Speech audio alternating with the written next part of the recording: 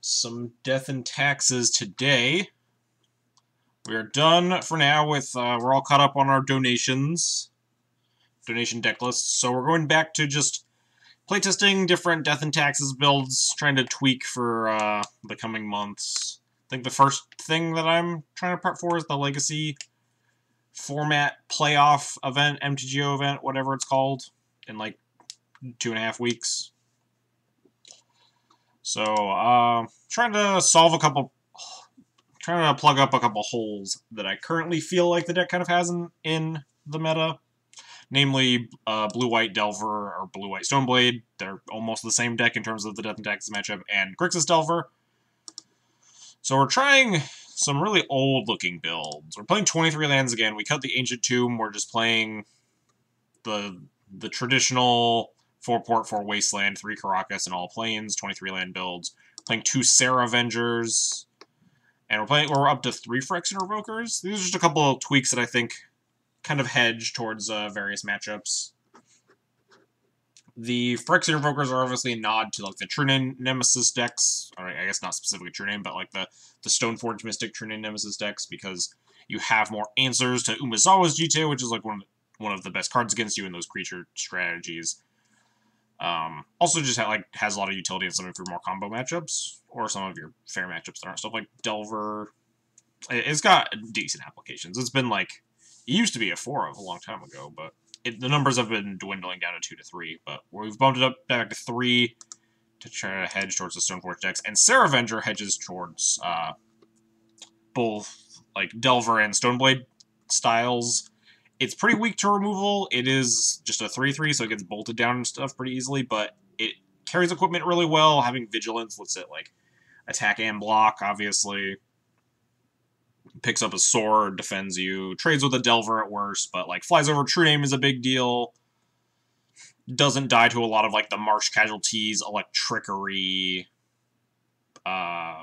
whatever other hate that a lot of things get to play. I guess like attacks into Bitter Blossom tokens pretty well. So there's a couple of the thoughts about the main board tweaks. Definitely going to be expanding upon some of these decisions further, but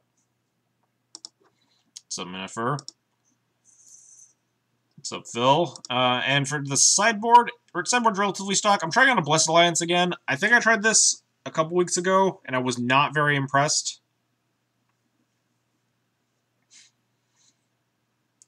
But maybe it's okay again. It's just like your True Name is just really weak, and I'm not a fan of a lot of them.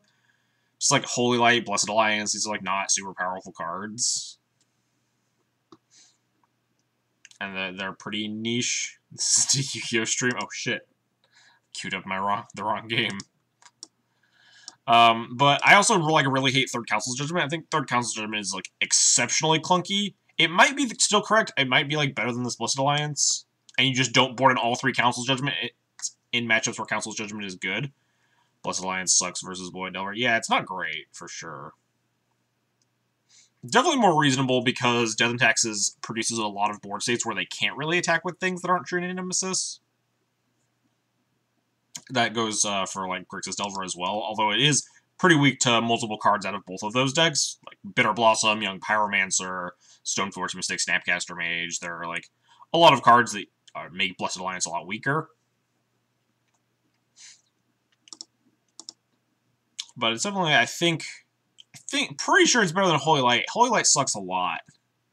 And I'm not sure if it's better than Third Council's Judgment, but Third Council's Judgment feels really clunky, but it might be important enough that you just want 3 Council Judgments to board in against, like, Grixis Delver and Blue-White Delver / Stoneblade, and, like, that's almost it. You board it in for, like, a couple other decks.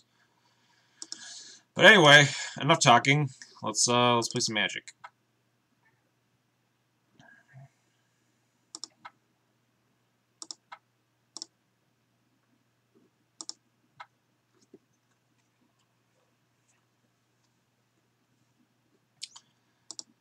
I'm not even sure how much of a problem Grixis Delver actually is. It's just like it's more of like a theoretical problem in my head. My win rate against it has been like okay, as good as like Grixis Delver usually is, which is like slightly favored, but not by a huge margin. But as I've been saying for, like, a couple weeks, the matchup has gotten steadily worse as time has gone on. I've played against this person before, but I don't remember what they're on. But yeah, the Grixis Delver matchup has definitely gotten worse as time has gone on. They just have a lot of sideboard cards that they're teching, not specifically for death and taxes, but happen to just line up well against you. They're on a bunch of, like, March Casualties and Abrades and, like, Engineered Explosives and Pithy Needle, Staticaster, Liliana the Last Hope. A lot of cards that just, like, incidentally are really good against death and taxes, whereas we have close to nothing. I think I'm gonna keep this hand. This hand's awkward. Put him roll to 6. We have, like, a bevy of 2s to cast. It was just miracles. This hand is pretty mopey.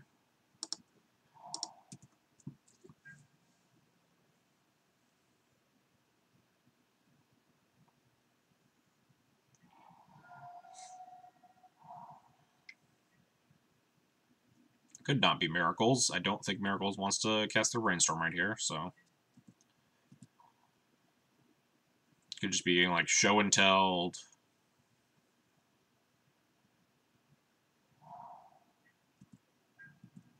No, well, we're not dead yet.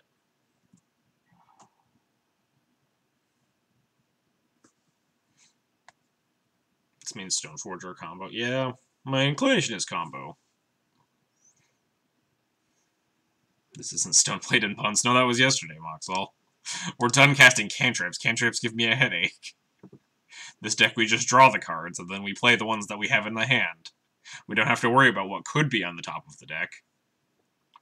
But anyway, I'm not confident enough that like my opponent's on Sneak that I just want to like Revoke or Sneak Attack or something. I think I'm just gonna...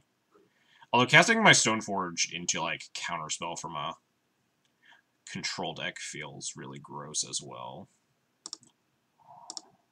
I think I'm more or less priced into this, though. I could, like, play Mom, but I really don't like that. Spell Snare, alright. So, no longer combo on my radar. Probably just Miracles or Blade. More likely to be Blade, yeah. Well, we got a bunch of Phyrexian Revokers here. We can just, like, Revoke plus Mom.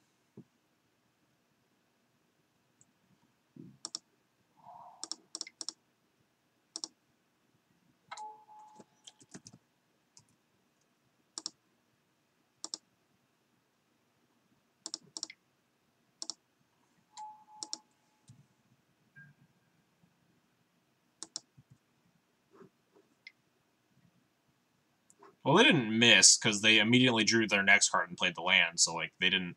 They had already seen all those cards on Brainstorm. I guess they just valued holding up Snare more than they valued playing Stoneforge. Because they could just hold up Snare, and if I, like, don't cast a 2, they can just cast Stoneforge the next turn and then still hold up a Snare. It's, like, pretty reasonable to want to hold a Snare up on your opponent's turn 2 when your opponent did not cast a Vial and is playing Death and Taxes.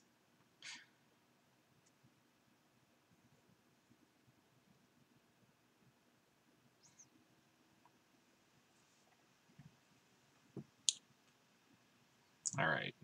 Big issue, True to Nemesis. Smaller issues, protecting this Revoker, making sure that my opponent does not get their GT going.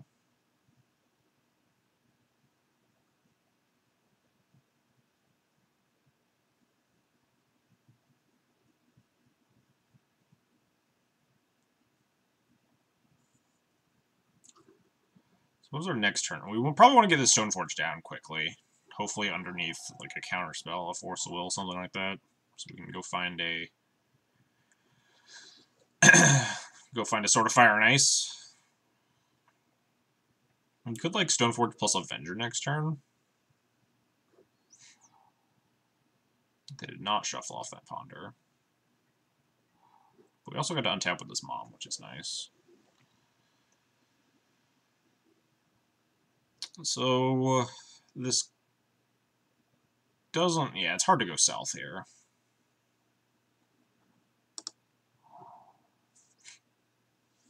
I think I just want to, like, unload my hand. Suppose I could attack for 2 first. I wonder if they might actually just take that trade. Assuming they have Plow or something. Question is, do we need to be, like, it's hard to actually, like, figure out if people are on Delver or normal Stoneblade a lot. It's like, how much do you have to respect days until you see a Delver of Secrets? I guess my opponent is probably looking to put in the GT here, right? Or maybe they have Batter Skull.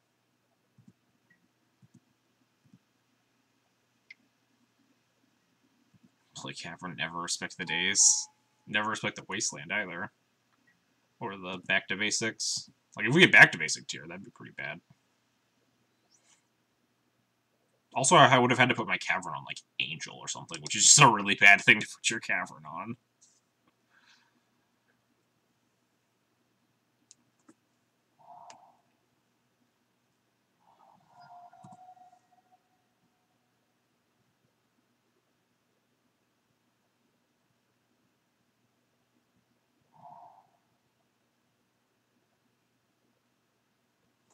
We have 10 basics.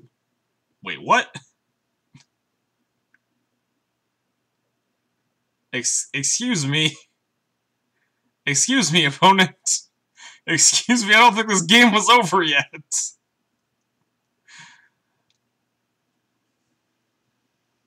I felt like we were in a pretty good position. That's also not the deck list. I need to get...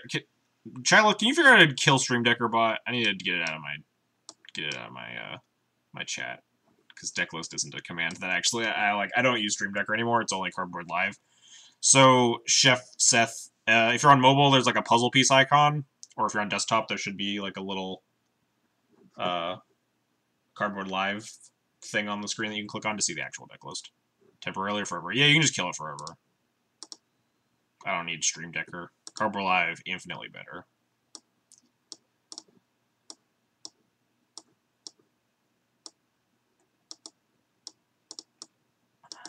So this sideboarding feels like kind of weak.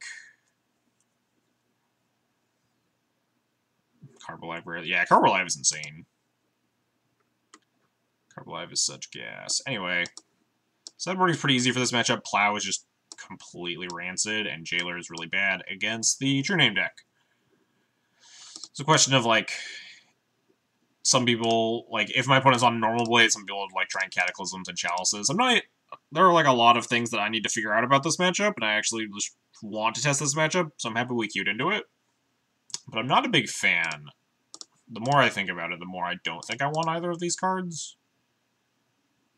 I think we'll just try to submit like this. But anyway, I felt like we were favored. I don't know what my opponent's last 3 cards in hand were.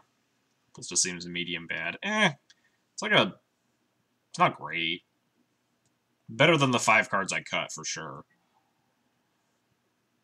This is probably fine. Port is really important. Put him looking to 6 again. Yeah. Port's gonna be good. Keeping them off of, like, True Name mana for as long as possible is nice.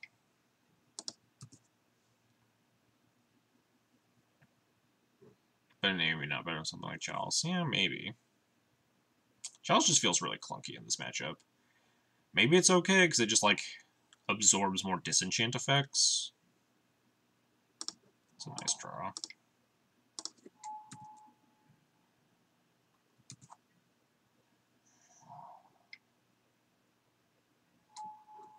Solid.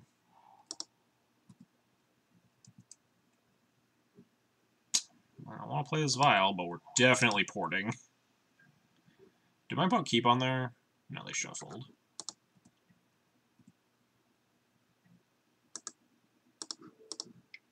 I feel like 3 Revoker, 2 Avenger is about the best we can do for this matchup main deck. I'm getting aggressive here. I guess if they just have a land, they can just cast the Ponder. And now they have a thing to beat me to Legite. Looks like you have to do it yourself. It's modded. Alright. All I know what to do is ban the bot. I'm pretty sure there's like a command to make it leave, but whatever. I'll figure it out. Oh wow, they didn't have a land. So this was literally just trying to get aggressive with GTAing me. I missed like the last 10 minutes. What's the current situation? Well, my opponent conceded game 1, and like, I guess we were like pretty far ahead, but maybe my opponent had something, and now we're just in game 2 against blue-white Blade that's maybe Delver. You never know. I guess the Wasteland tips me off that it's more likely to be Delver, right?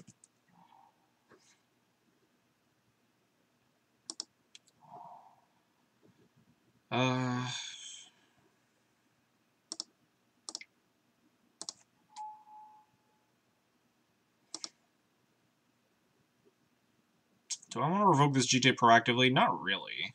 I guess maybe I do. I don't want the Snapcaster to just be equipped in case they answer the revoker later, as much as I want to put in the Stoneforge Mystic. Not sure if I should Eldrazi post or D&T for the team open. Play whatever you're most confident in, / have familiarity with, / enjoy playing.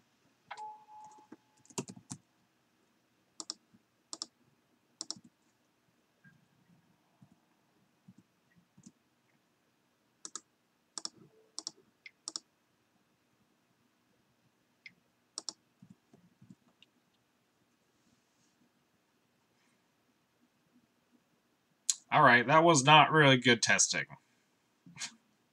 That was not the most enjoyable testing experience that I've had against blue-white.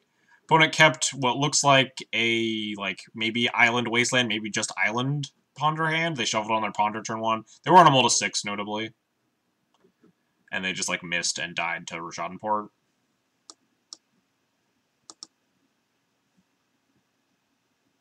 Was this, a real game in a league? I guess. You know, sometimes you get them. Sometimes you just, play a Rashadenport and then your opponent dies.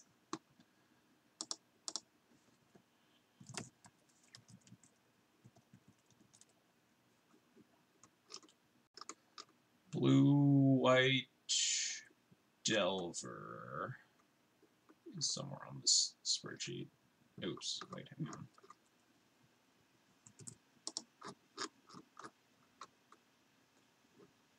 I don't like seeing the concession button quickly. I mean, you know, if you value your time and you're sitting there staring down a port in your, 20 land deck with, you're missing your land drops, you have nothing in play. No 5 early today, yeah, thank God. That was, I think the YouTube video is 3 hours and 40 minutes long. That was such an unbearable league. God, I'm so bad at playing Stoneblade. Where's Blue-White Delver on my list? Oh, we're playing against Cyrus. Oh, well, this is awkward. Oh, we lost Daryl. Fuck. Oh, man, we got Thalia. This is a keep, right?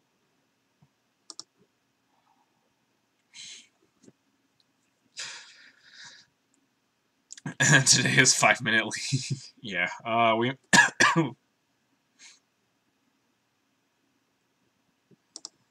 well, this hand isn't winning. I think we just gotta, mulligan to Thalia, you know?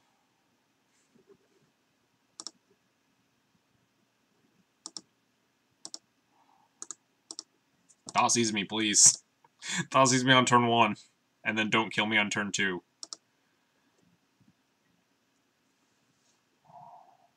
And before he's somehow not on Storm. Did I pass up any good? No, yeah, I probably would have kept the 6. And maybe I could keep the 6 in the blind. What was the 6? Ballista. Yeah, it was Ballista Sword, and it had a Wasteland and 2 ports and some lands.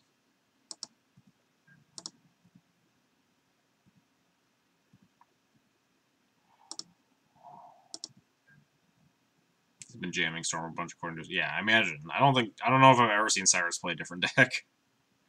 Other than, he played the Phoenix Storm deck. I think I hosted him yesterday, I think. And he was, just queuing up Phoenix Storm.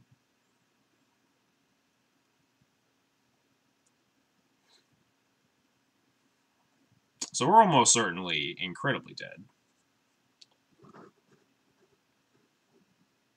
Because, oh yeah, this was the, thanks for everyone for registering Plains and Forest tweet, I assume. Is that the one Patrick showed me yesterday?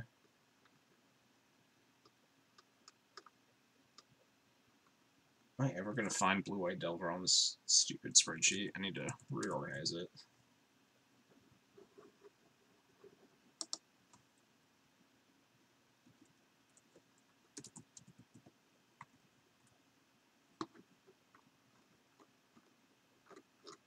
is.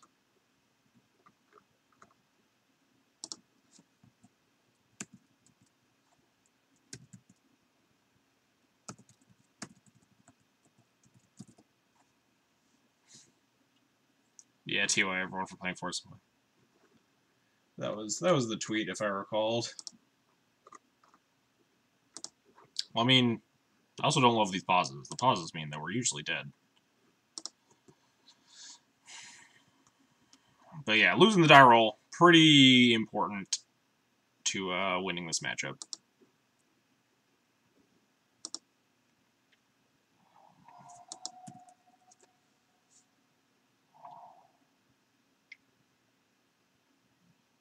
I feel like we're dead. Maybe he'll have the worst ad nauseum ever. I'm F6ing. I don't know what I'm doing. Manually clicking through these things. Oh, we might just be dead deterministically. Can you just piff me?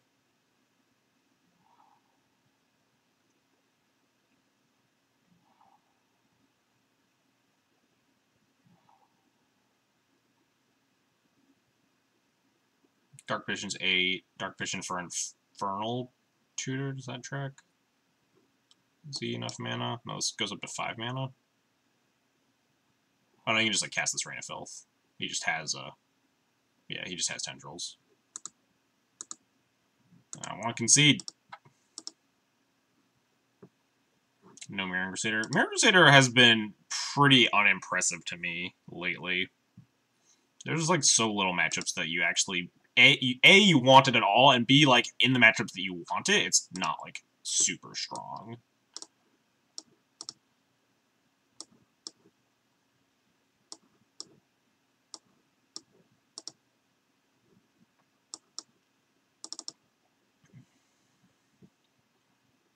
Yeah, I don't fault people for playing 1. I think 1 is about the maximum I would play. Like, I wouldn't hate myself playing playing a Mirror Crusader in the deck. Like, I could see playing Mirror Crusader in the main and putting the Ballista in the board or something. It's 3:30 a.m. and I guess there's someone to hang out here for a little bit. Alright, good to see ya. Enjoy your stay. We're just getting ranched by Cyrus here. Don't mind us. No one's playing Dreadnought anymore, so Porting and Council's Judgment's pretty bad. And this looks okay to me. None of these cards are abominations. Server Vendor kind of sucks, but at least it looks like Massacre, notably. Cement this. Yeah, Blista's been impressive. I have very rarely been disappointed with having Blista in my deck. Yeah, we're getting stormed and we lost the die roll, so, and we're playing against one of the best storm players, so the plan is, as always, hopefully win game 2 and then desperately pray to win game 3. Sand has a lot of hate and has the old surgical rest in peace combo.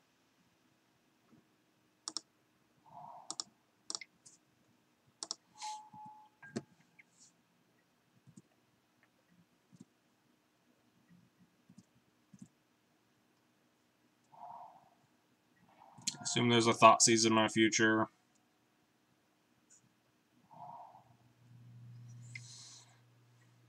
Yep.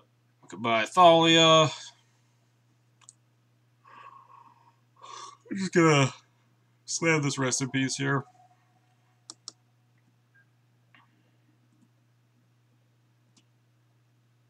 Hope to draw a 3rd land so we can, like, recruit up another Thalia or something. Oh, hey. I guess I'm just playing this. Never didn't have it.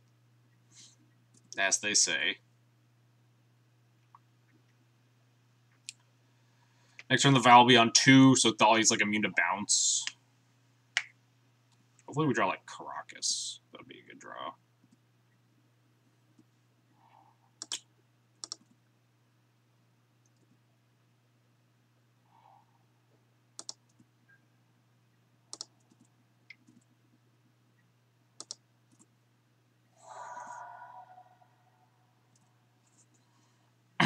I vaguely want to Wasteland him here. Like Wasteland, hold up Port. Port doesn't exactly do anything versus Polluted Delta, but... Alternatively, the other line is Slam Rip, but I'm less inclined to Slam Rip when I have Surgical. He's pretty far away from being able to, like, Cabal Ritual through Athalia in terms of Threshold. But there's also no guarantee if we crack this Wasteland that we can cast this Rip, importantly. I'd Rip. Yeah, I can definitely see it. Next turn we have, like, Recruiter for Prelate if we want, like, Prelate on 4. And, like, Rip, Prelate on 4, Thalia is probably good enough.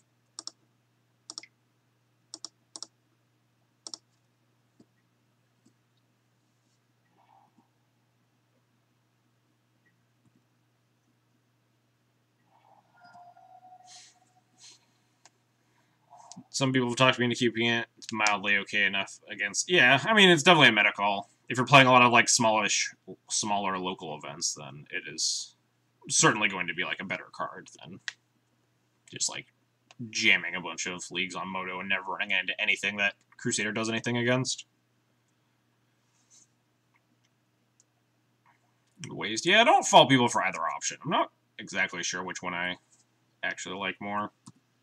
I like getting the Rip into play, but it does make this turn a little bit easier, but would have to, like, Massacre into going off through a Rip.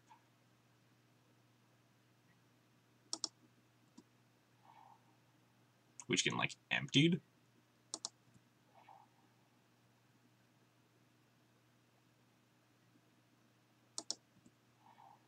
This feels like just to empty the Warrens. It's a lot of rituals. So Storm Count, Moto, where's my Storm Count? We can recruit Stoneforge Mystic. Which isn't the worst as long as he doesn't have like a Thoughtseize to follow it up or anything. There's the Storm Count.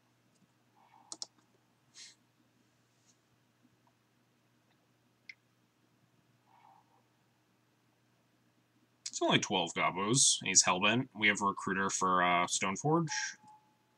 We're probably fine. Unless he top decks Thoughtseize for my Batterskull.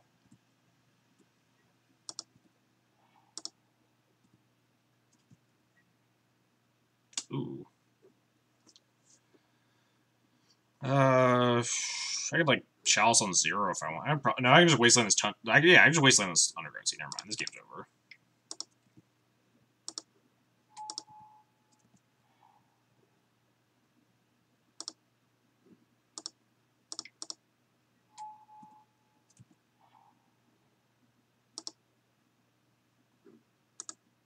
Yeah, this game's over.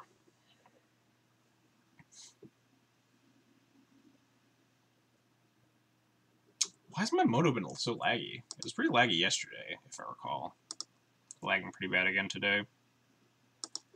Alright, and now is the game that we have to, like, cross our fingers and pray a lot that we don't die. Which, obviously, I don't love that plan, but it's the Storm matchup, so that is the plan whether you like it or not, really.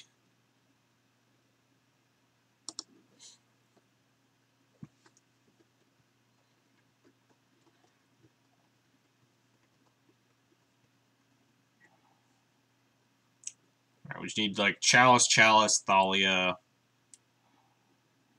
Alright, well, there's a hand that's gonna win. It definitely involves, like, putting this Chalice on 0. And having, like, Surgical up. What Christmas presents are we hoping from Santa Watsy in the next 2 sets? I don't know. I don't know what I'm even expecting. I don't expect any, like, super impressive new cards. Except for the always ever hopeful... Oh, are we just, like, dying? Oh, playing around the Chalice. Love it. Love it. Cyrus knows his shit. He knows that people are, teching Chalice of the Void in this matchup now. Because we can play around Massacre by not playing this Plains until we have to, right?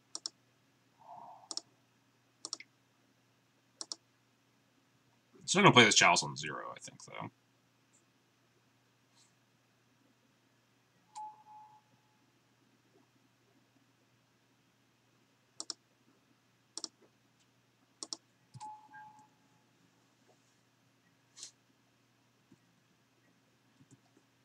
guess I shouldn't F6. We do have a surgical here. Ghost confirmed, yeah. Got me good. Cyrus, who's probably also streaming, just has me open on the other monitor. Is Cyrus streaming? Could just be playing.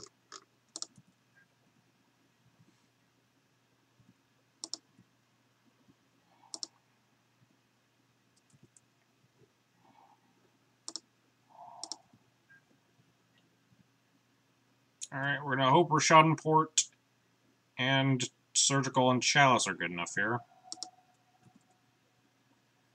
Fetching, sure. I don't like playing the Chalice on 0 since I already play around it. I don't know, I don't like playing it out on 1, because we already have, like, the Surgical on hand as well. Also, like, it plays into, like, getting Thought Seized anyway. I think I want to port this Swamp more than the Island.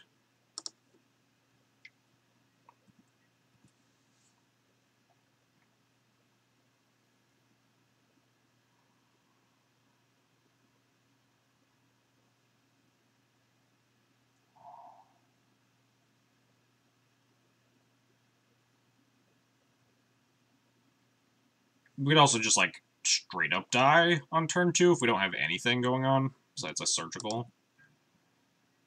Ooh, I like untapping. Untapping means we can, Recruiter up Athalia. It means, unfortunately, we can't play on Massacre here. Gotta play this Plains to get the Recruiter in play.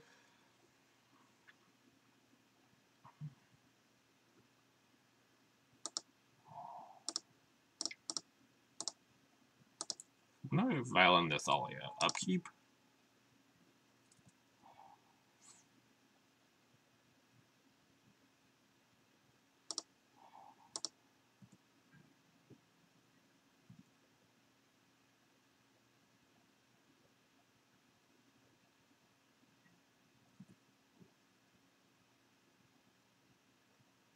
This could be like Hercules. Echoing Truth, whatever. Do we have Canonist? No, we don't have Canonist. Otherwise, yeah. Definitely just getting Canonist there. Now we're on 2 Chalices right now.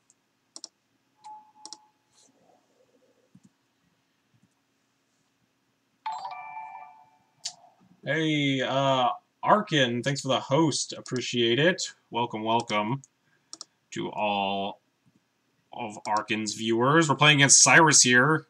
Doesn't tag us for Storm. Very stressful. I think I want to leave this Vial on 2, because if we just leave this Crocus up and this Vial on 2, it really helps deter Cyrus from getting me.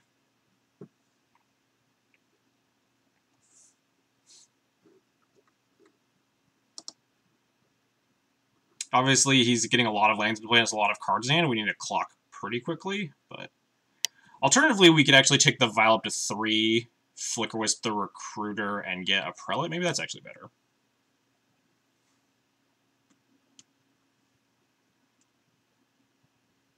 Just like Prelate on 4 here. Prelate on 4 plus Thalia plus Recruiter. Plus Surgical plus Chalice on 0. Do we have Canonist? No, we don't have a Canonist. Back to bad Stoneblade, indeed. I'm going to take this up, actually.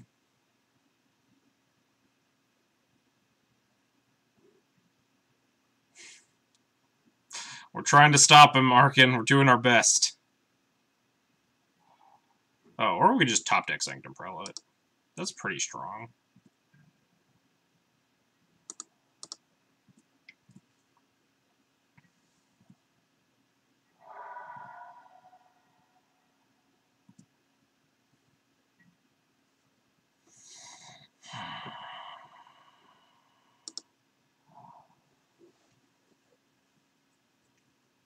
I could just cast the Sanctum Prelate, put it on 4, and leave this Vial on 3, so he can't, like, bounce it into going off or something.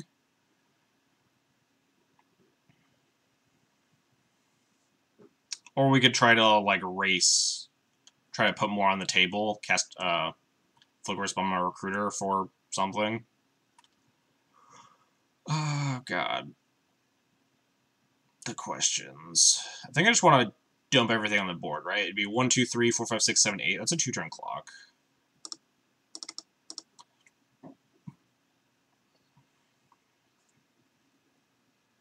Could just slam Prelate, leave Vial up on 3.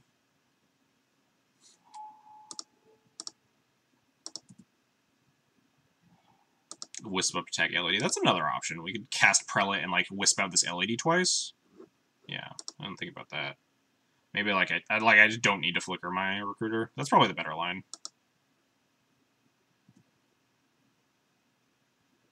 Wisp recruiter get Revoker. Now we're talking. A Revoker's not bad. Revoke the LED. I assume he's gonna bounce this Vial, right? Because he thinks we're gonna go get Prelate, but we already have the Prelate. If I didn't, yeah. We planned for this.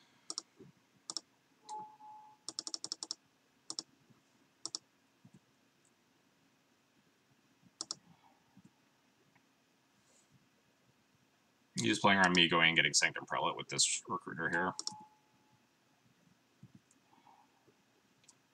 Now we'll grab Revoker. So that was like the best way that could have ended up. Now we're insulated against Massacre, being killed. We have Chalice. We still have this Surgical.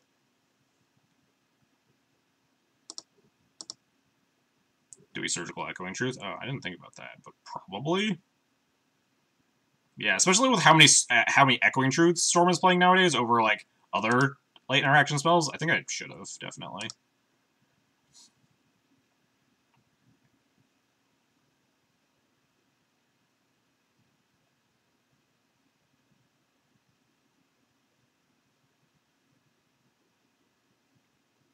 Yeah. It's one of the main ways we die here. Involves some number of Echoing Truths, but it still costs a lot of mana, so. I don't think we can die on this board state. Recently added Canonist with so many Storm Sith around. For sure. Storm is always like a very weird matchup.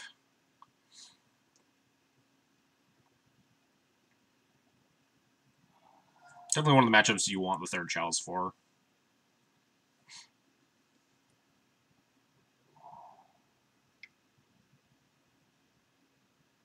What's happening here? So this is not thresholded yet, so this is fine.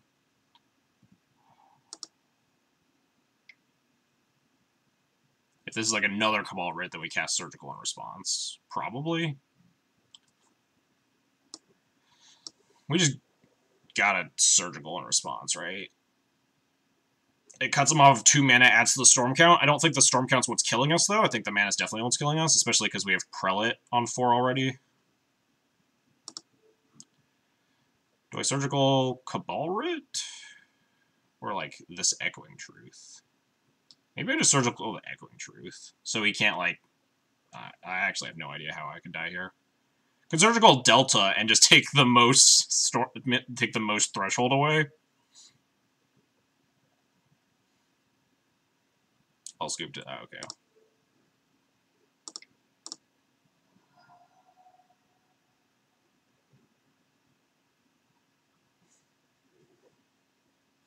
Keep Surgical for Phoenix.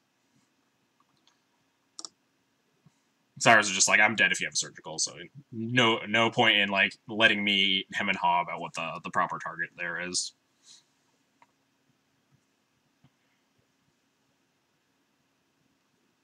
Definitely wanted to fire off that Surgical then Arcane, because that Surgical or that Ritual was thresholded.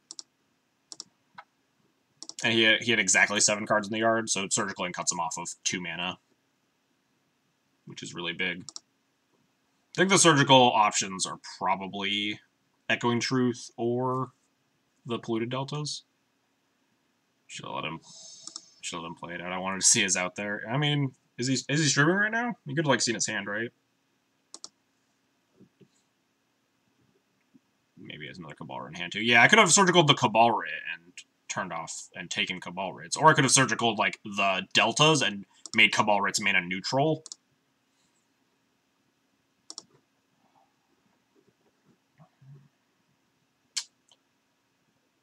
Not sure when I checked at the start of the match. Okay, maybe he's just playing. In which case, the world may never know. We're on the play. Thing is, that was probably a bunch of Writs into Dark Vision, get Echoing Truth, cracking LED in response with a Past in Flames. He needs, like, blue mana and red mana there, though? I don't know. There's probably some convoluted out. But yeah, I think the outs do have to involve killing the Prelate, which I think those outs are very low if you surgical all the Echoing Truths, because he literally can't kill you without taking Prelate off the board. Because, obviously, Prelate 4 prevents him from casting Empty the Warrens or Tendrils. Easy keep, let's go. I don't think this keep is easy. This keep is a little close. The mana's tight, we're on the play. I don't love it. There's probably a Chain of Vapor in his deck, too. It was just going to be Adnaz. It's like a really risky Adnaz, though. It has to hit like a lot. We're turning off all the Lotus Petals and stuff. Yeah, I'm going to keep this hand. This hand is like kind of weak and really wants to hit another land drop, though. A problem I've already seen. Kind of still like 24 lands, even with like Sarah Avengers. Just like I enjoyed the tiny increase in consistency. Also, Ancient Doom is just really powerful with equipment, and equipment are really important in some of the matchups that I'm trying to hedge for.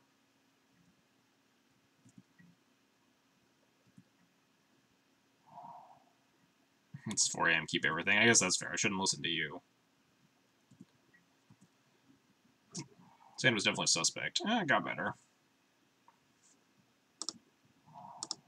Against most of the Flooded Strain decks, I think I just want sort of Fire and Ice.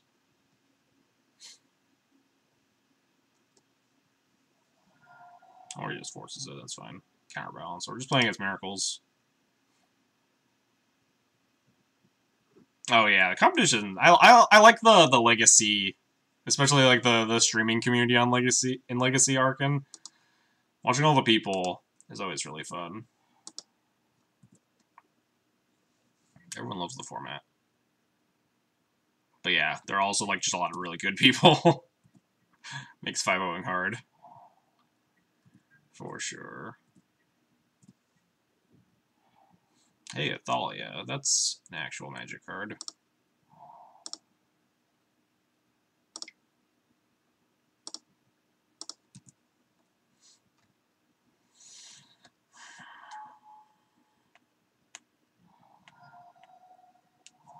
I just saw you ripped the Prelate.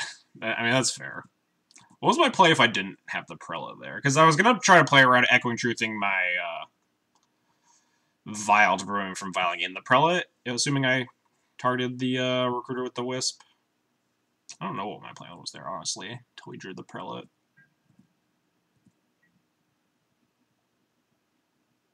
We should have a D&T mirror sometime. Alright, I'm game. Our time zones are less game than I am, but...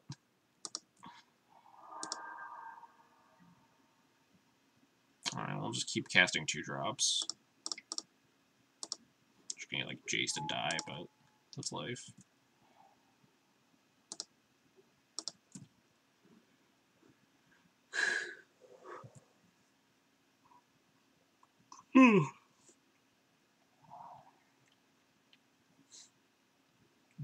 Time to get Jace and die.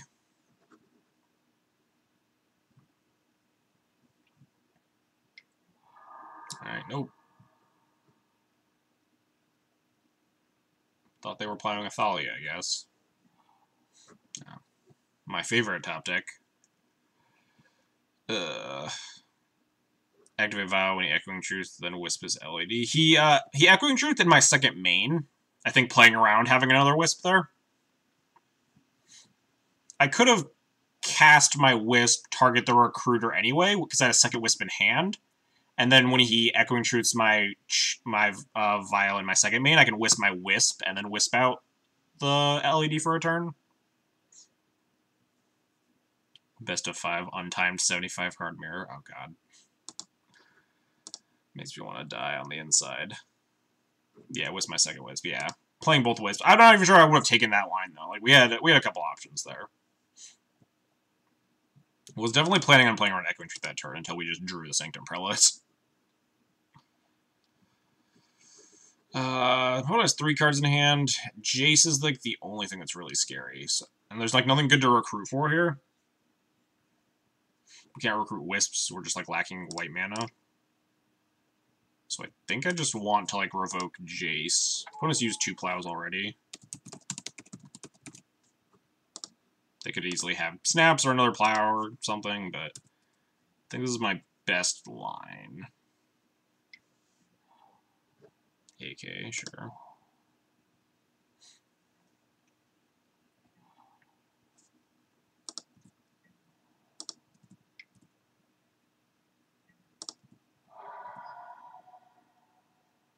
I like also naming GT. They're definitely miracles. They've shown us counterbalance at that point.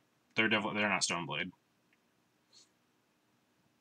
Otherwise, yeah, it's more of a toss up because if we just saw like plow, force, and these, so it could be a blade. Kind of like slamming Jailer here. Recruiter crap, another stone, fortunate sake. We got a lot of options. Slamming Jailer feels pretty good, unless like my fear is snap plow, untap removal spell. Obviously, that's always bad. But Jailer is really good, has a lot of upside. Block warriors. All right, Moxel gives me a lot of shit for not blocking for this being a coward stream. This isn't a coward stream.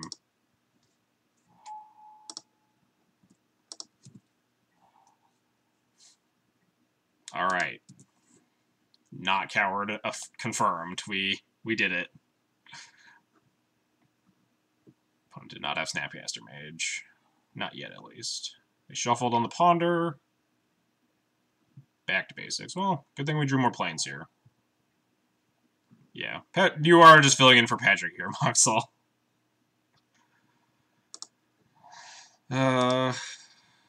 Let's beat down.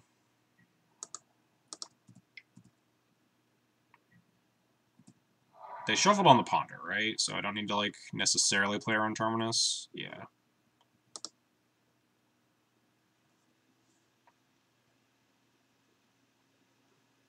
The Game of Thrones is very dangerous. Monarchy is a terrifying mechanic. I kind of like running out Sword here, honestly. Next turn we can, like, play Avenger and equip Sword if we want to, like, burn our Wasteland for it. Other options are, like, recruiting Wisp or something, but, like, connecting with a Sword seems really strong. Opponent's at 12. It only has 2 cards in hand. Sword plays into Spell Pierce, but...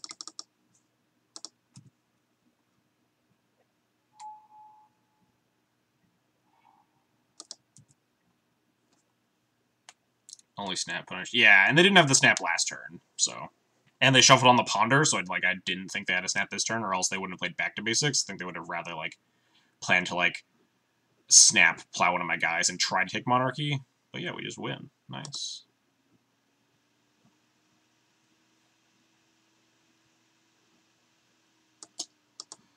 Sideboarding time.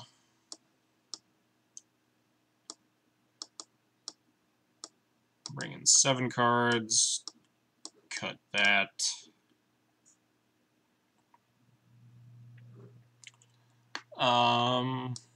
Is it time to bring in Relic Order yet?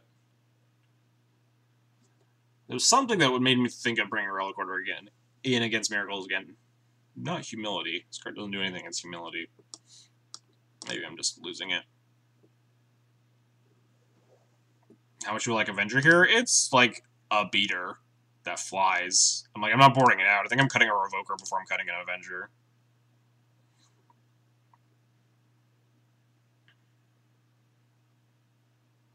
Monarch Emblem, a fair interactive mechanic. Yeah, TNN, fair interactive mechanic. Yeah, Relic Order is definitely like medium minus. Although stuff like Revoker and Avenger are also... Avenger's like medium. It's less medium minus than Relic Order, I think. The extra power and the ability to like fly over... fly over like mentors and snaps and stuff. I think I like just cutting a Revoker here. Revoker has gotten a lot weaker against Miracles. in recent. It's like literally only names Jason, is not very reliable at it. Cutting GTA for Relic Order. I think GTA is okay in this matchup, namely because these games go long and you don't want to turn your Stoneforgers into Squires. And like a GTA with 2 counters on it just sitting on the field can also help protect Monarchy. Or like it is like an emergency answer to like Mentor and stuff. I think it's like, it's not good for certain. It's definitely like one of the more cuttable cards. There's definitely some upsides to it. And the main upside I like is that it makes you having 4 Stoneforgers in your deck better, because the 3rd Stoneforge sucks a lot. How's cutting 2 been? I mean, I don't know. Like, the statistical difference between, like, 23 and 24 lands isn't huge, so it's hard to actually, like, legitimately feel the difference. But, like, I like 24 more, I think, but I don't know. This list has a lot more, like, options, flexibility, less prone to flooding in some of the grindier matchups that you really don't want to flood. Yeah, Pearl's not like Pearl's definitely good in this matchup, but it's not like a slam dunk. It's just like a random hate bear. It's not like locking them out, but you usually just slam it on 1, or sometimes you slam it on 6 trying to play around Terminus. So it seems like a keep. We just have like a bunch of insane magic cards. So you hit a couple land drops. 24 lands, 12 basics. Yeah, that's probably where I'm at. I think I might still like 24 lands over 23. Becomes the problem of like, what do you cut? Type of meta is Double Avenger good in it. Delver of Secrets and True Name Nemesis are the big ones. Being able to fly over True Name is a big deal in Death and Taxes, and helps stem the aggro bleeding in the various Delver matchups. Also the Mirror. It's good in the Mirror. But generally more fair, less unfair stuff going on, because Sarah Avenger is not very good against most of the combo decks. Any of the combo decks?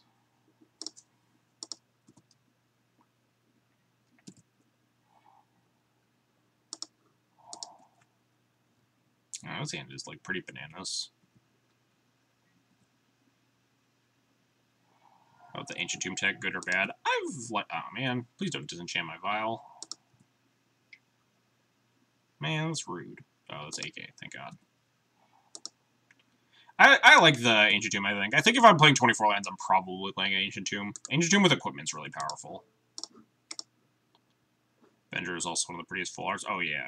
Avenger is maybe my... like, the Champs promo Avenger is maybe my favorite card in Magic.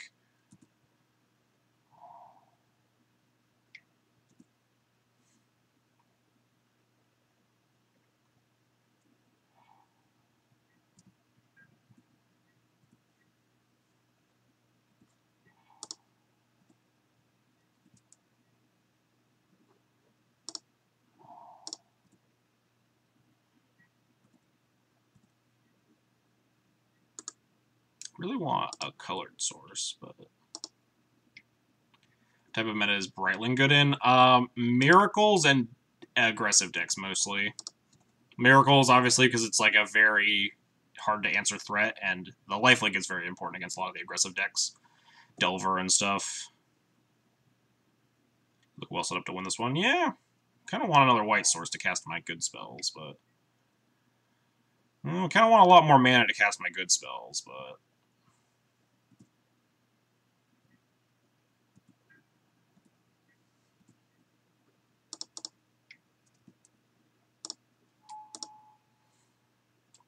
The real question is... Yeah. Plays well against most of the fair grindy decks. The more fair, the less baleful Strix going on, the better, usually. Alright.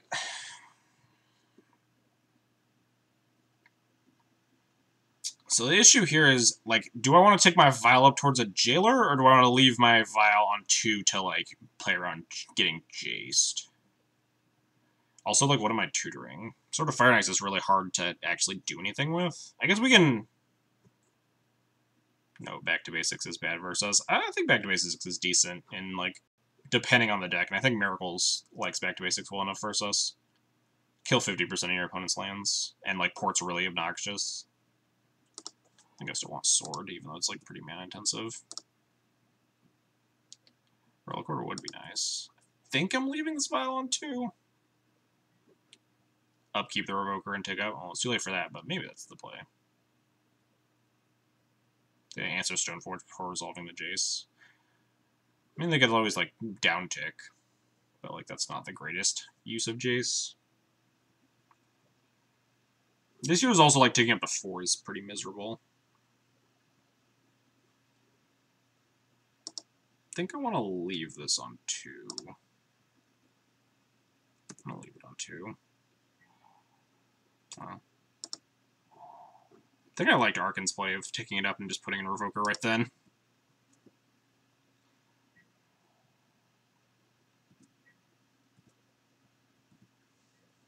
Hopefully my opponent just, like, windmill slams a Jace for no reason. Into my vial on 2. Land drop Jace. Do it. No fear. What could possibly go wrong? Just go for it, opponent. Yeah, just Jace me. Jace me. No mentor. This has got to be a Jace the Mind Sculptor.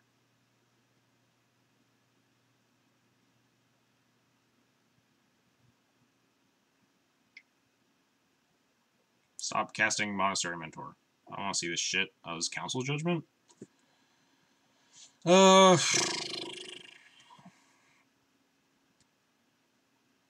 think I put in Revoker on Jace here and just let this happen. If they exile Stoneforge, I'm fine, because I still have this Aether Vial.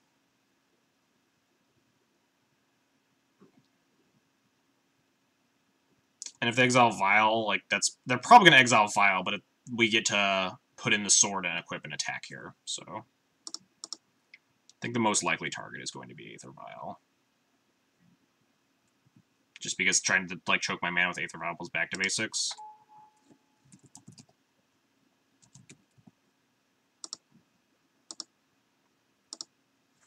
I don't think I like putting in the sword. I don't think I want them to exile my sword. Is the sword... I guess this is the sword less more important than the Vial. Yeah, I think I just want to let this... Did they shuffle off Ponder? That's also a good question. They did not. I think I just let this happen. Oh, they just, like, snap voted for that Vial. They were ready.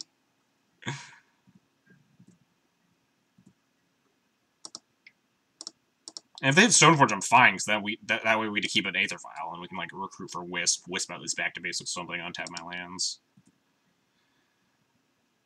This extremely clunky way, we have to, like, Lotus Petal all of our lands just to connect here. What am I equipping to?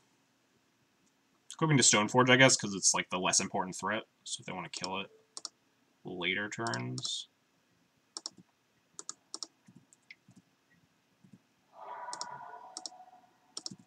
Draw some lands? Nope. Because that's a reason to not equip to the Stoneforge. Although we don't really have the mana to put it in yet. Hopefully my opponent doesn't, like, mentor or plow me. Equip to Revoker so it doesn't die to Ambush Viper. That's fair.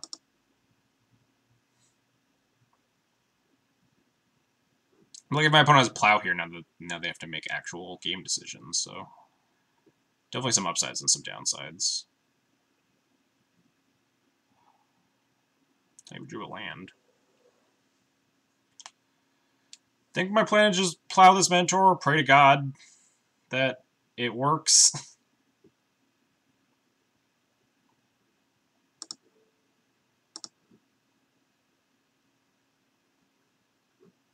Please.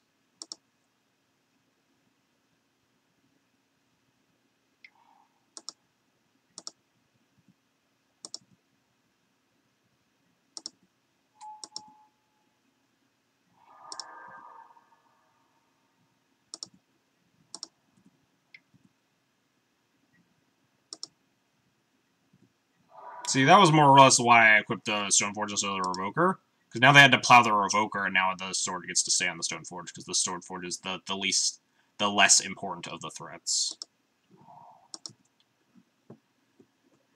GP meta, what do you put in flick slots? I mean, a lot of that is going to be, like, preference, right? Obviously, GP metas are just going to be huge. They're going to be incredibly wide open. It's going to be impossible to tech for everything. I'd be comfortable playing something like this or something like one of my previous like Ancient Tomb builds in flex slots. I'm just like not big on Mirror Crusader right now. I like Sarah Avenger in this meta though. Just like playing a bunch of Blade. Oh, well, now we're pretty fucked. It's like buried under this back to basics. Votes my sword off the island. We like draw. Oh, actually, we get to put in Batter Skull next turn. So we're not like dead. Really just want to draw like a basic planes though. I really just want to draw basic planes though.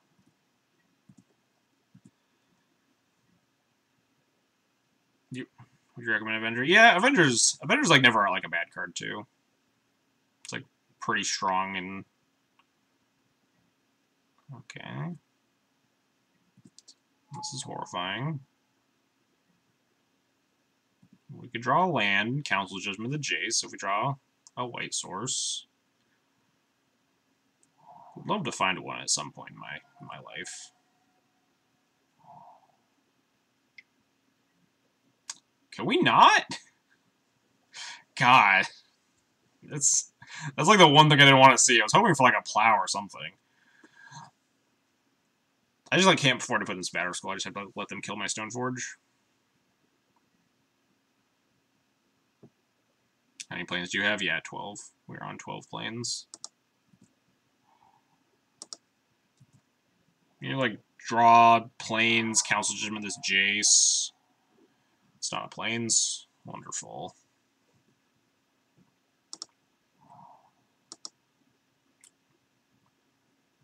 Still draw a white source like Cataclysm. We're not dead. We're mostly dead.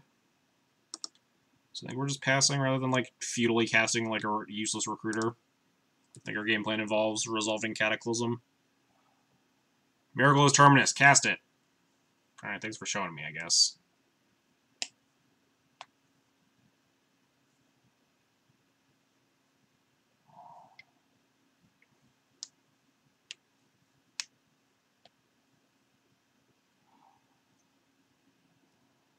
Plains Cataclysm. That's 100% of the plan. We even Caracas Cataclysm. Alright. I mean, it's not getting better. Like, the problem is we might just die to a Snapcaster Mage in 6 turns. Our cheapest thing is a 3-drop.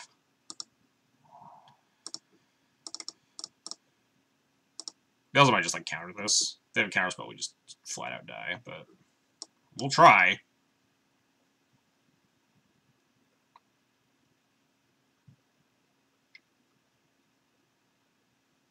Floating all their mana. They're just gonna, like, flash in another Snapcaster Mage or something. Be down for 4 turn. We go to 7. Even if we draw land, we go to 3, and then we're just dead. I think we're dead if they have a Snapcaster.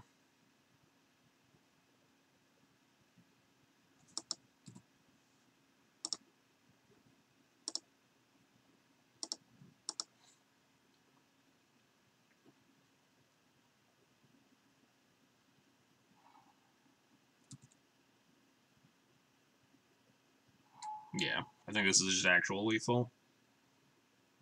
I guess we could draw land. We could draw like planes into Walking Ballista, into a 2-drop.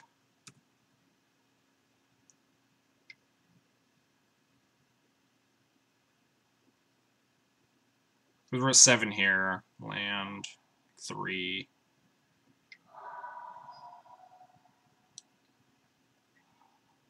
Yeah, we're dead.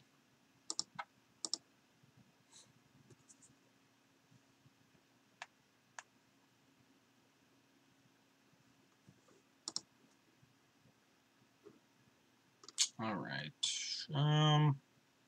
Yeah, I think they were like very down on actual mana sources. The issue is that like we were not like in a good position at all to cast that Cataclysm. That was definitely a Cataclysm of desperation. That back to basics beat us up pretty bad. Also, like the 3rd Council's Judgment.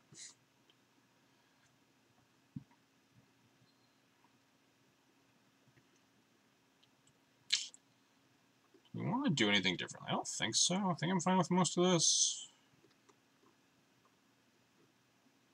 Let's run it back. I didn't record my last match. Oops. Forgot to record my matchup against Ant.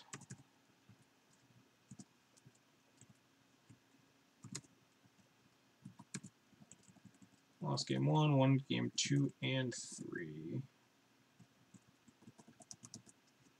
of that last match. There we go. Love to play first. Ugh. Double Judgment's really clunky and awkward. Thalia's strong. I don't know if it's this strong. This is also another hand that just gets, like, absolutely hosed by Back to Basics for however much or little that's worth.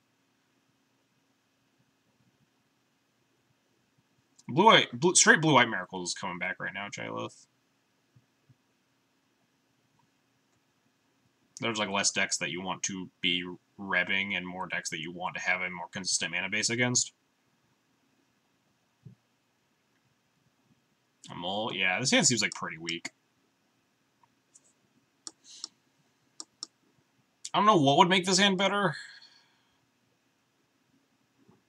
Did you mean Relic Kitty? What's the Relic? Oh, Relic Word. No, I'm unsure if it's good enough. It's definitely like a medium minus random bear, but so is stuff like Revoker. I think this hand does suck, though. This hand also sucks, but it's also got Chalice of the Void. And we're also on a Mole 6. And we scries. Oh, God. If we scries Aether Vial at the top, we have to play Aether Vial on turn 2 before we play this Chalice. I think we bottom just look for lands, honestly. Or maybe we... God. This is super awkward. If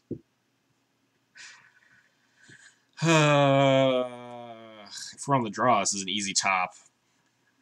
I think this Aether Vial is really important to how bad this hand is. It's like turn 2 Aether Vialing is still better than nothing. I think my plan is straight up to just Aether Vial on turn 2 and Chalice on turn 3.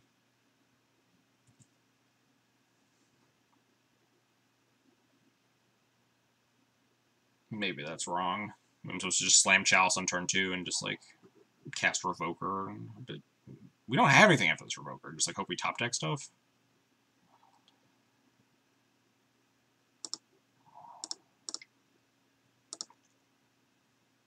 I want to get this Vial in before we Chalice, because that's way stronger if we can get to that stage of the game.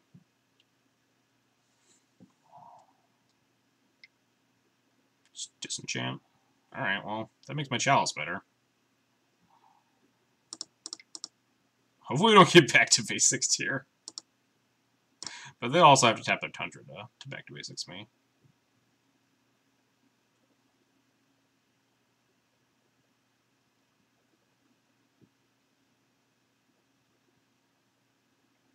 They snap Force Will this so that it resolves, right? There's no real in-between. Yeah, just snap off that Force of Will. Please no back to basics. We will lose very quickly. Mentor. Oh, we're going to lose that too. Opponent has 3 cards in hand. I guess we Revoker Jace. We don't really have a better plan.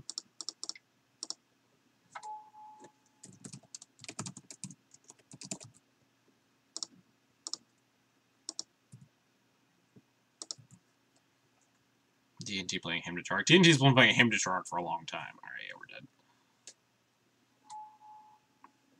Opponent has good cards. We had a very, like, bad Mold to 6. Opponent had answers to both of our good cards.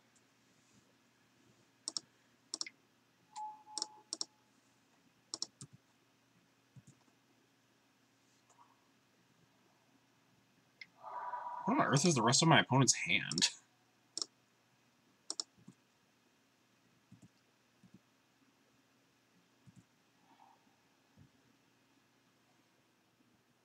I think I'd rather port this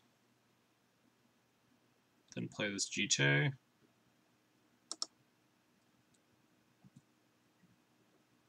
I don't know what this means, opponent.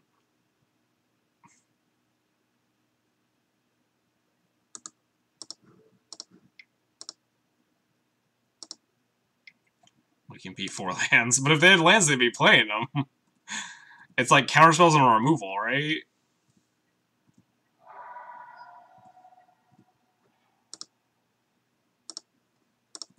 If they don't have a white source, though, we can try to, like, eat one of their things here. There's no way they just walk their mentor into, like, these vials, though.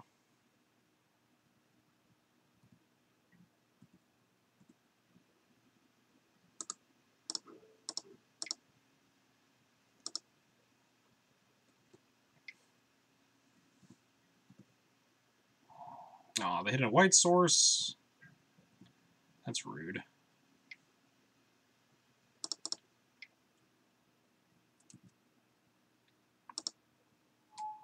I'm hoping this is bait for them to, like, plow this or something.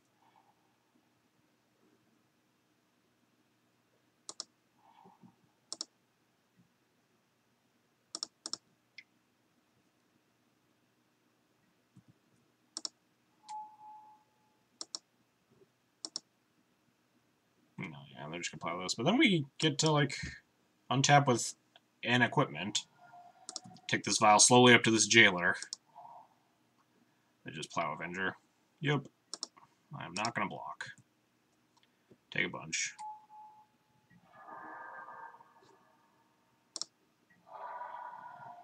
God, this lag. Moto Y. I think these. I want these on 3 and 3 in case we draw like. And I want these on 3 and 2 in case we draw a 2-drop. More than if we want to draw a recruiter, because worst case we can recruit for just a 2. Yeah. I don't think we're very favored to win this game. We're definitely. The odds aren't 0, but they're not high.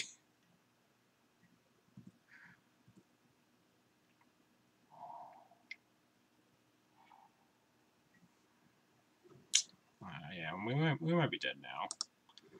Still can't put in this skull. I'd like put in Jite, have them just exile.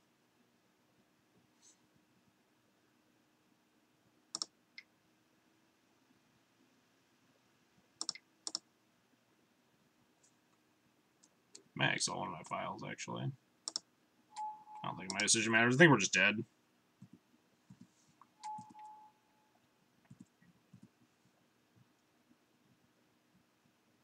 I want to like vote for the file on 3, maybe. Maybe I shouldn't have done that because they they have to vote for the Stoneforge if I don't activate. Oh, no, they vote for the GTA. That's okay.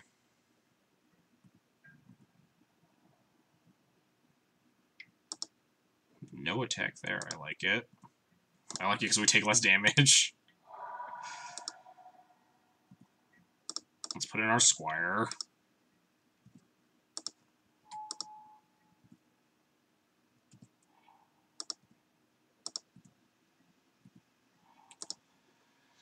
Alright, now the main issue becomes we can't really kill the Mentor very easily. Unless we draw a 3-drop here. Or a 2 if I leave on 2, but I think I'm taking it up to 3. Oh.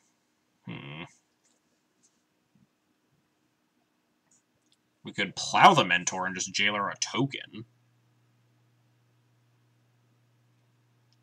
I like that a little bit more, maybe. Makes it so I can't get the Mentor back, and we can still, like, exile a monk here. It's bad because we don't get to put in Batterskull this turn, though. Which is something I'm concerned about.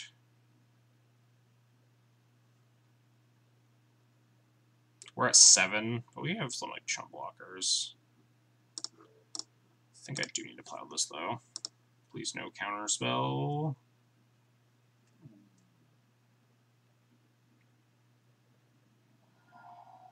Yeah, force. That's bad. Now they just get, like, another monk.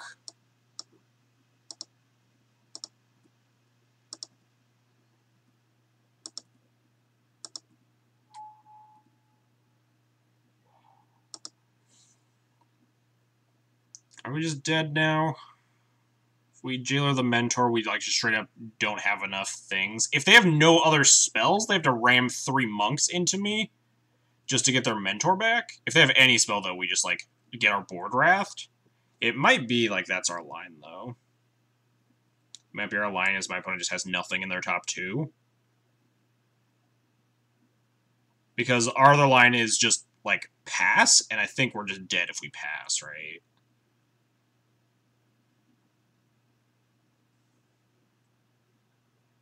Now our jailer is bad. Yes, that's accurate. Maybe I'm supposed to play around force and, like, just plan on, like, the jailer, the mentor, but in Batter Skull plan or something? Yeah, I think it's just, like...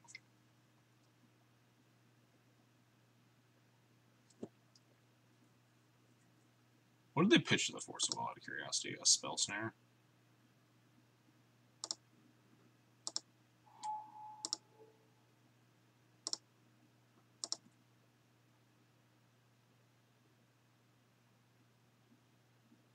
They have another spell? God, if they have, like, a plow or something, just even worse.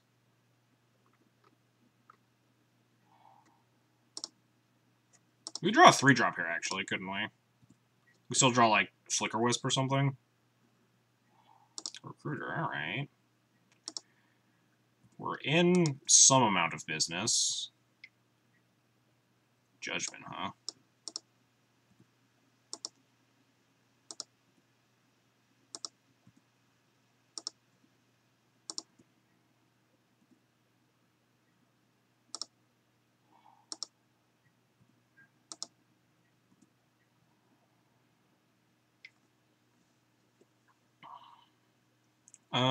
So I can stack block 1 monk.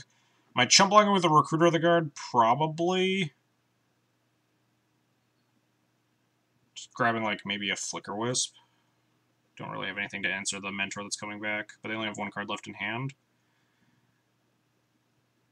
We only have 4 minutes left. What's our plan after that? We kill a monk. They have 3 monks left. We have a Stoneforge, a Batter Skull, and like a recruiter for a Flicker Wisp or something.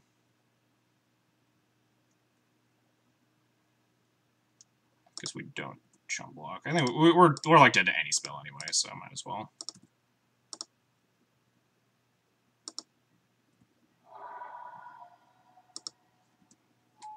Oh, also they should, like, draw cards. Forgot about that one.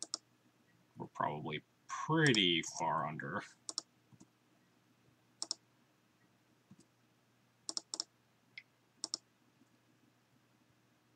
God, my moto is just limping along here.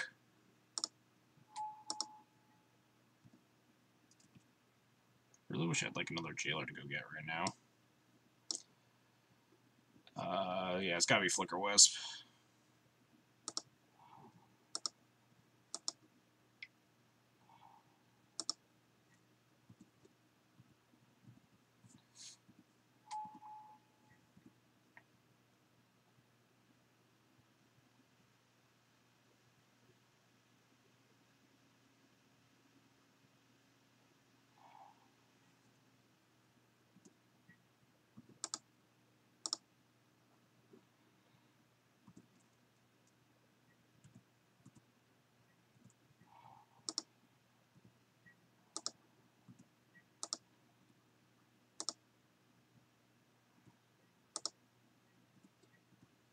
If they have, like, anything, we're just fucking buried. I think we're actually dead. We can't produce. They have 5 attackers, and we just, like, straight up can't. No, we can produce. Yeah, we can only produce 3 blockers, and Flicker Wisp at 1 thing. So they could just, like, crack in and kill me. Regardless of the fact that they can also just, like, chain off a bunch of cantrips and murder me. Oh no, we gain life, because we have Batter Skull, so we're not, like, dead. There's a chance I would need to, like, Flicker Mentor that turn, just because they're, like, chaining a million cantrips. I could have, like, flickered Mentor on the end step instead of, like, trying to kill a monk or something.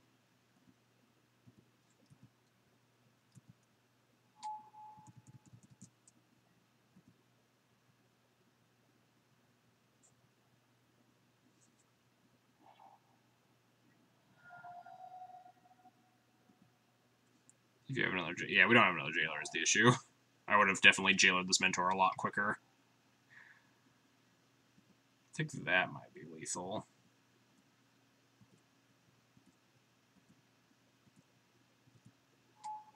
Probably because I didn't flicker out this Mentor, but I think we're pretty buried regardless. Because I think we like lose our entire board if I flicker out the Mentor. Because all these tokens are just 5/5s.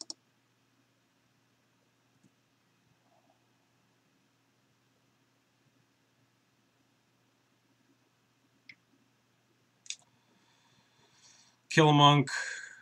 Put in skull, block, block, block. Yeah, we're dead. We're like weirdly in that game for a while, considering how bad how like poorly that start went for us. But yeah, I think I like the plow line a lot more. We're dead to so much if we just like Jailer and Batterskull there. Or like dying pretty hard to a removal spell already. Sure, playing against elves looks like an elves board to me. No, when you play elves, like I guess yeah, all the creatures were huge, right? But like the weird mentor thing where like they have like a 5/5 and a 4/4 and a 3/3 and a 2/2 and a 1/1 as they keep casting spells. Super moto unfriendly.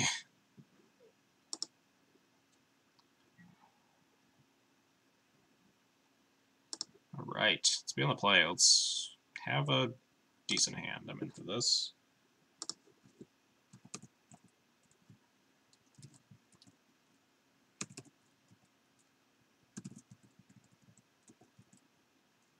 Which game did we win? We won game 1.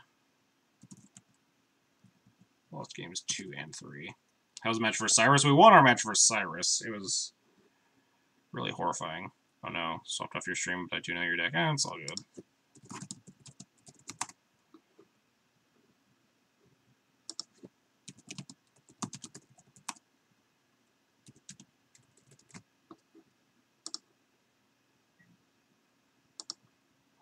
Also, we already kept, so like there's only little information we can glean here, but good to see people not stream sniping.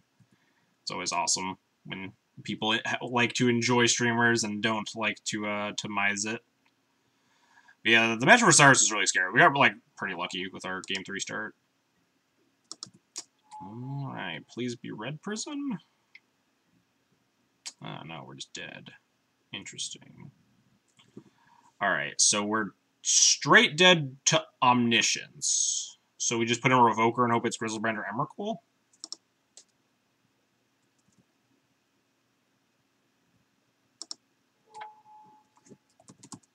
Nice.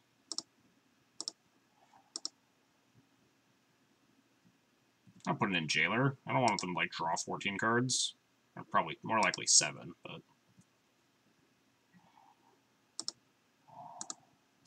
you can have that back. This is game 1, so we can attack with this Mom. Also, not really predicting anything relevant right now.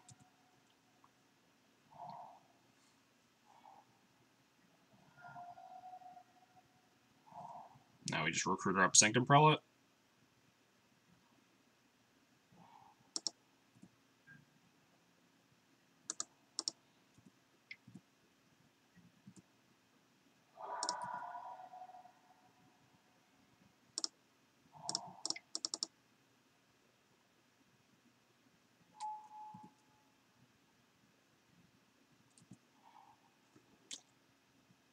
Sanctum Prelate. I got into Legacy because of you, and I've spent hundreds, dang it. I'm sorry, the Four Horsemen. The Legacy is a sweet format, so hopefully you enjoy your time.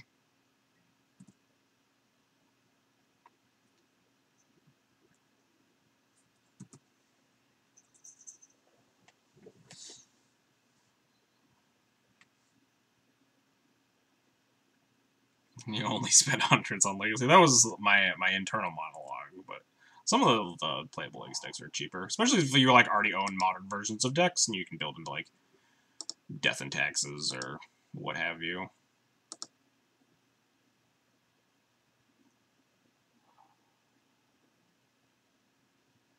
Alright, well, if the Sanctum Prelate doesn't get forced, we're okay.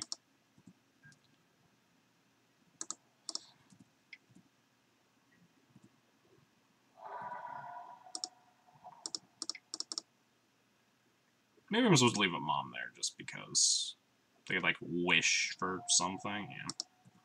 Force pitch force. They didn't brainstorm, right? Oh no, they did brainstorm. So I don't know that they have a Grizzle brand. Hopefully we aren't getting show and tell omniscienced. Do something with this Thalia. Yeah. Right, we're probably not dead then. Thalia delays the inevitable here.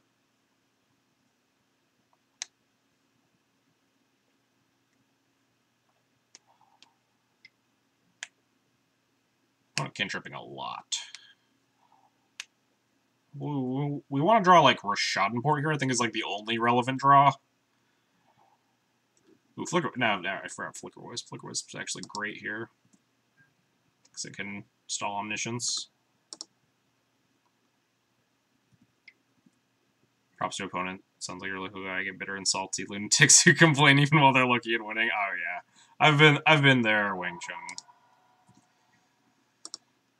The super salty people. But sometimes, especially when you like stream, it's always nice to see people that enjoy your content. When you play against them, you just have a good time. How's my opponent doing? Oh, hold on. Currently, oh no, Moto. Oh, it's back. Yeah, Moto's struggling along today. All right.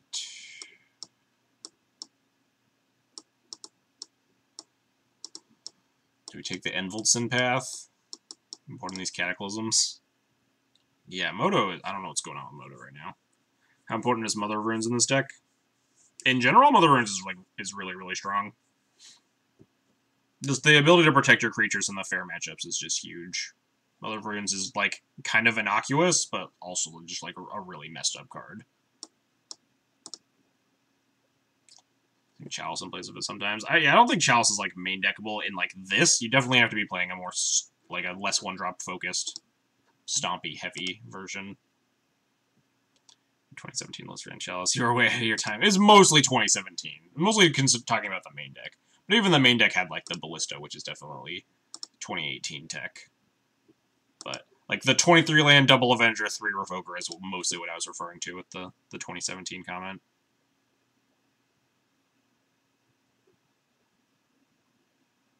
Only one Jailer in 75. Yeah, I'm not super big on Jailer, especially in, like, the current meta. There's, like, a lot of true names going around. And even when Jailer was good, I wasn't huge on having two of them. Almost done buying all the splash cards for D&T. Nice, nice. Splashes are fun. The red splash is really fun, like Karaxing P and Kiron. You don't like Ancient Tomb anymore? That's also value Chalice. Yeah, Ancient Tomb's still fine. But I wanted to, like, go back to, you know, the grassroots 23-land build. See how it fared.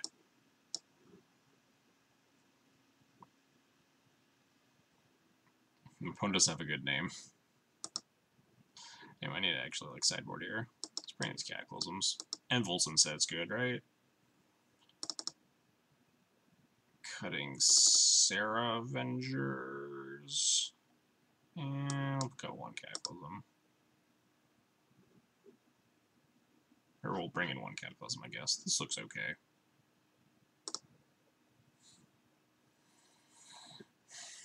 Yeah, when Magus is good, Red, White, Death, Texas is great, but it's hard for Magus to be good, especially right now. When Mono Red Stomping got really popular.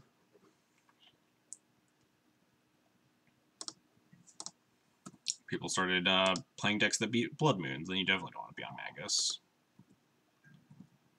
Alright.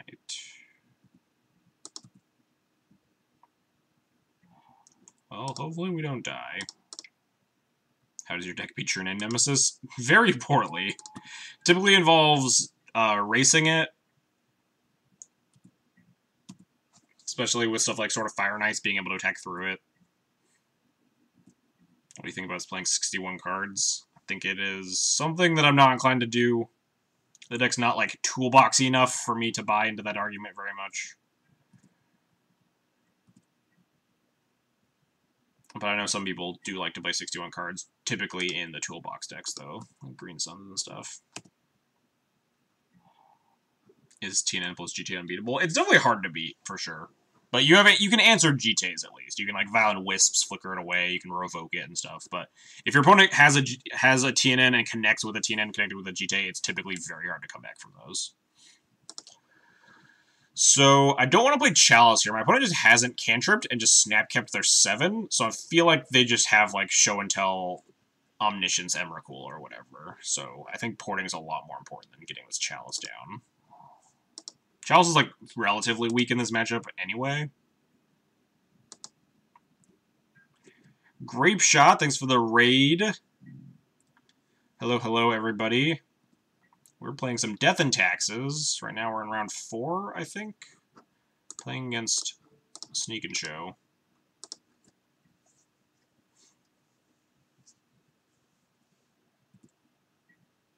Since 61 and Goblins and D&T seems weird. Yeah, I'm definitely not a fan of 61 cards.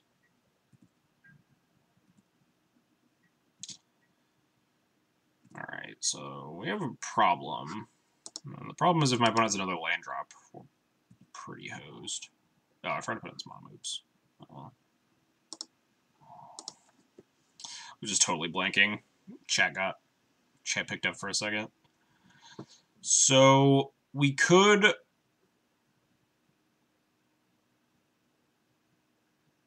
actually, we're okay. Or I guess we're not like okay.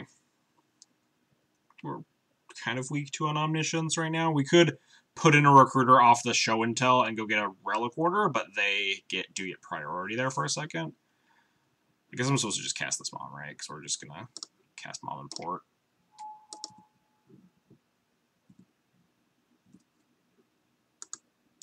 Really hope I don't need a Mom without Summoning Sickness. Like, if my opponent, like, abrades my Relic Order or something, it's like, wow, I really wish I had a Mom without Summoning Sickness. Didn't fuck up my Aether Vial.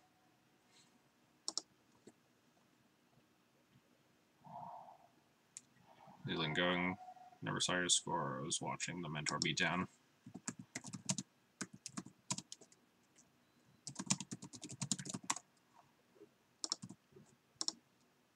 Which decks are in true name in the format? Mostly the Delver decks and the Stoneblade decks.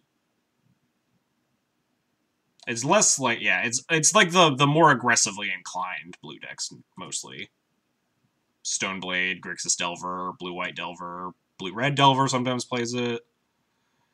Alright. Oh, this is scary. Oh, this is just sneak attack. Alright, hopefully there's no Lotus Petal involved. Alright. Next step is hope there's no Force of Will involved, because we need to Recruiter a Revoker or a Relic Order now.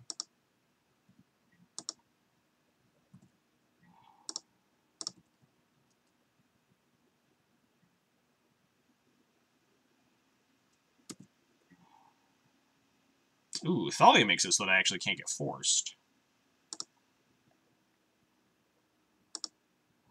So we can play Thalia, Violent Recruiter, grab a Revoker, revoke Sneak Attack.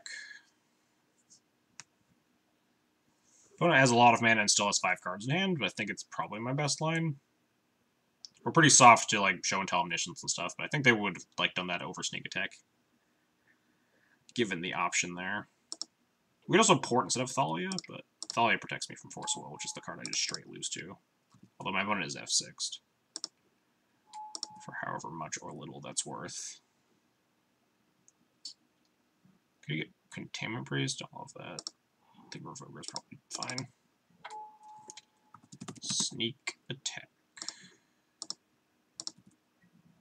Not attacking with the Mom because it's post-board. We need it to protect my creatures from Pyroclasms and such. Hopefully this isn't just... Alright. This is pretty bad. Put in Recruiter, go from there. So they do have Show and Tell Omniscience. That's pretty awful. I mean, I'm gonna grab Relic Order and hope we don't die. Like, that's my only plan, right? Hope they just doesn't Emrakul me and we lose. Oh, well, that's Emrakul, we lose. It's like no way we can win, right? We have to sack 6 permanents. And then we don't have a Caracas for it. We'd have to sack 1, 2, 3, 4, 5, 6. Draw Caracas. Yeah, pretty sure we're straight dead.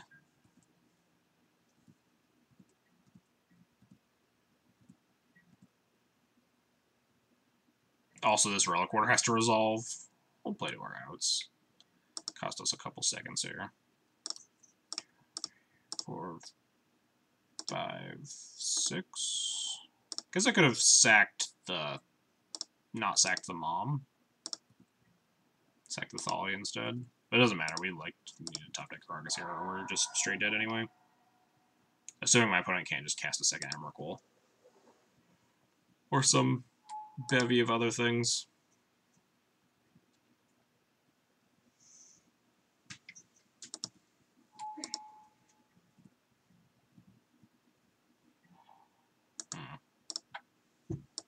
Looks like my opponent didn't have anything else, so like we do top deck the Caracas there. It's something.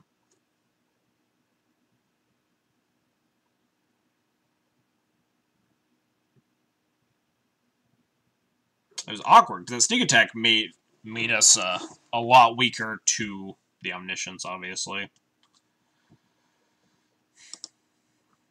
We'd like put shields down on the Vial and stuff. We couldn't recruit for a Sanctum Prelate or something because we'd answer the sneak attack. Maybe they did have the combo and like that was their plan. Make me answer the sneak attack, open the door for the Omniscience. Anyway. I'm just resubmitting here.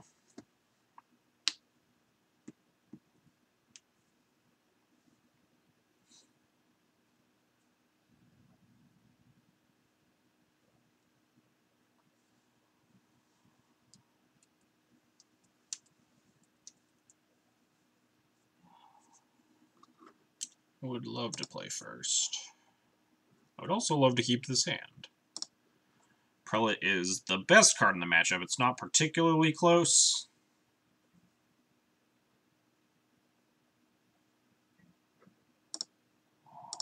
And like Prelate plus Mom is insane if we can not have this Prelate get forced and also get to turn 3. So the best draws in the deck are probably like Rashadan Port and Thalia. Also, just like Reload and Relic Order is another nice card to have.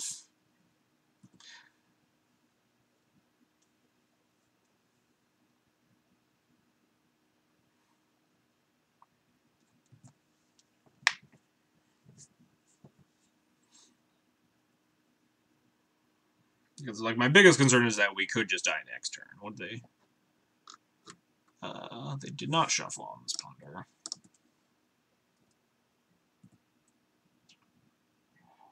Ooh, there we go. That's exactly what we're talking about. Port's one of our best draws here. Gives us something to do on turn 2.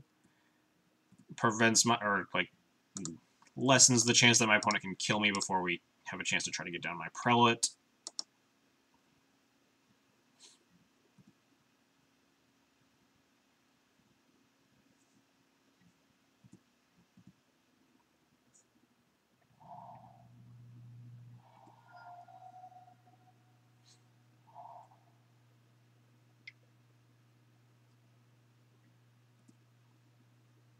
So now we can Violent Mom, untap, just jam the Prelate. If they force it, we still have Violent 2 and like Recruiter into Relic Order as a plan.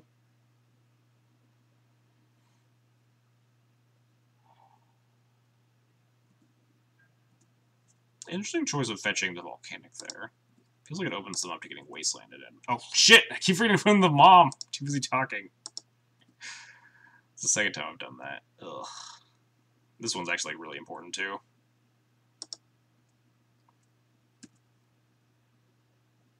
Just top deck Blue Hunter Relic Order, that'd be nice. Flickers was a nice top deck though. I guess I still have to jam this. I feel like an idiot when they abrade it. And they forced it. Alright. Well, I'd attack for 1 with a Mom here, but... And before Pyroclasm. Yeah, Pyroclasm or Braid just, like, punish the shit out of me. But they just forced it, so we're minimally punished for my Colossal Punt. Alright, so what's happening here? Show and tell.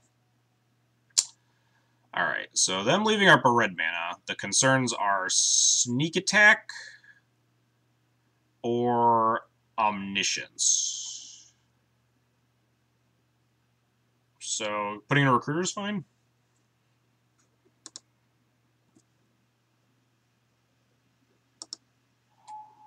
Omniscience, alright, well. Hopefully they don't have just Emrakul, because they get priority after we grab this Relic Order here. If they have to, like, cast a cantrip first, then we have something. If they just Emrakul me, then we just die, so that's life. Oh, no, that's we just die. Oh, I gotta say GG's.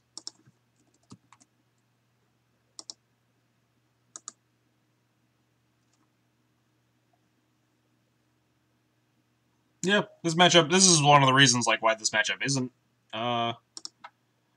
not super great anymore, is because, like, we had a lot of really good tools that game, and we still just got, like, wrecked hard.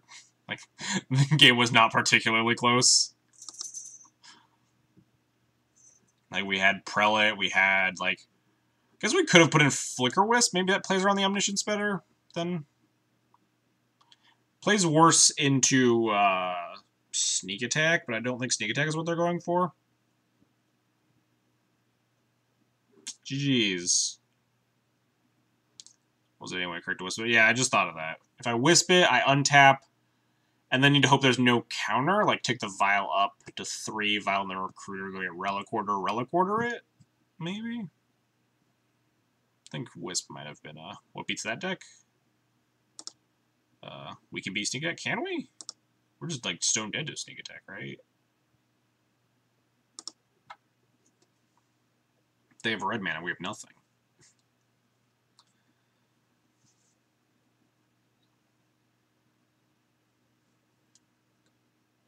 I mean, I guess we can maybe beat a... I mean, if they just put in Grizzlebrand, they just get to draw 7 and punch me in the face, even if we, like, flicker the Sneak so they can't draw into Lotus Petal. If it's enemy, we take a ton, lose the border, we can rebuild. I mean, I don't know how much we can actually rebuild, because they're sitting there with a Sneak Attack and we have nothing. We don't straight up die, but we are mostly dead.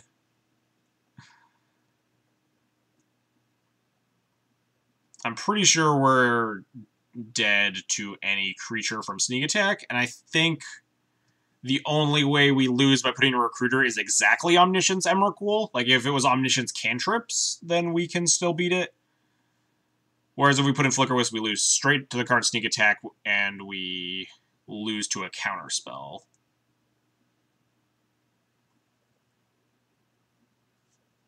Would Thomas Envelson lose this matchup? Have you seen the clip of Thomas Envelson beating 2 Emrakul attacks? His opponent attacked him twice with Emrakul, and he still won the game. They Sneak and Wisp, we can save land. That's true. The problem is we might be forced to, like, flicker their Sneak Attack so they can't, like, Grizzlebrand, draw 7, Lotus Petal, Emrakul me. Nope, where can I find this? Someone in the chat can probably find the link to the video. Ah, fuck. Of course, this is our final boss. Wait, how long did my opponent mulligan? 1, 2... Alright, well, we got a chance.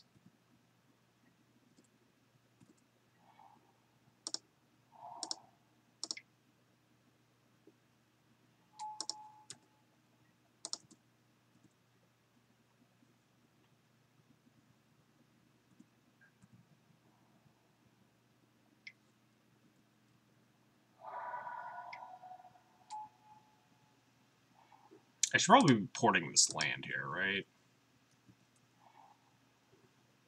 Although if we cast Stoneforge here, Violent Mom, next turn we untap, we still can't connect with the GTA next turn.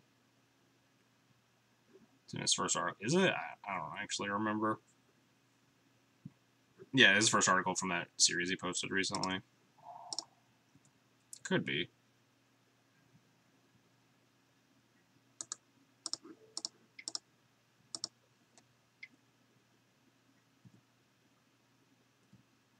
What is... At what point does, like, Elves floating mana bluff anything there? I jam. I don't think jamming accelerates anything. Oh, right, there's this Birch Ranger list on tap for mana. Yeah, I'm an idiot. That was dumb. I was thinking, like, taking them off of 3 things prevents them from, like, doing anything with this Heritage Druid, but I forgot that Birch Ranger also has an ability. Oh, well, we're definitely not porting next turn.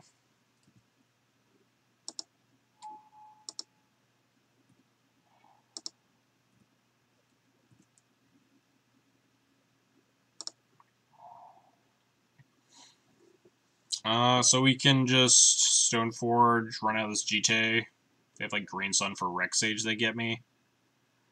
We put in them all this time, yeah. They give me with, like, a Rex Sage, but we also have, like, Stoneforge for sort of Fire and Ice, so I'm not super concerned about Green Sun into Rex Sage. And also, the only way we can guarantee equipping GT next turn is by casting it, so...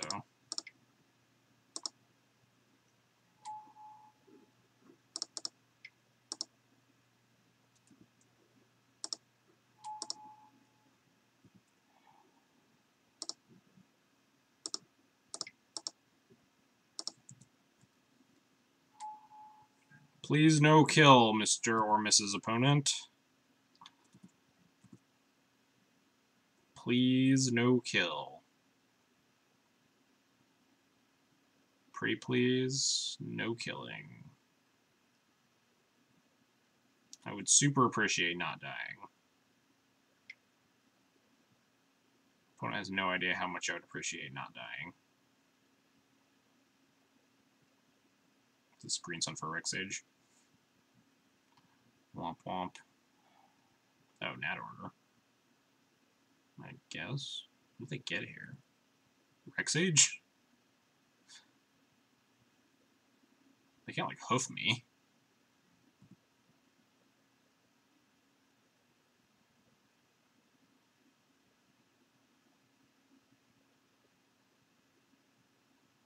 Is this actually just natural order for Rex Sage? I could buy that. Yeah, natural order for Rex Sage. Now we have other Stoneforge for sort of Fire and Ice, though, so... not, like, terribly torn up about that. So if we leave the Vial on 2 and draw a land, we can connect... oh, no, we can't connect this turn. I guess we could. We'd equip to the Mom and attack. But if we take the Vial up, then we get to, like, have this Flicker Wisp also.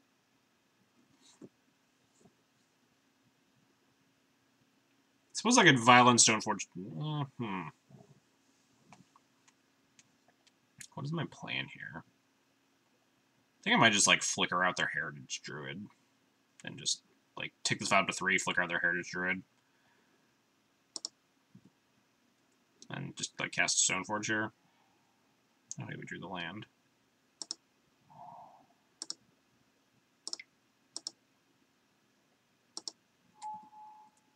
So now we get a Stoneforge for sort of Fire and Ice. Could also just port them. I think I like porting them next turn more, though.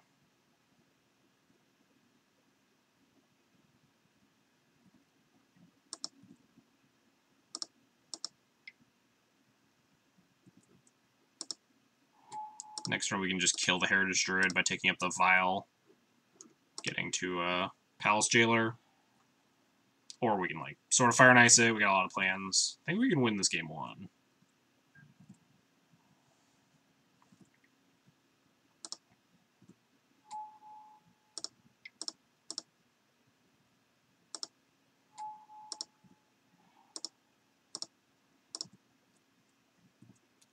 Take these Vials up.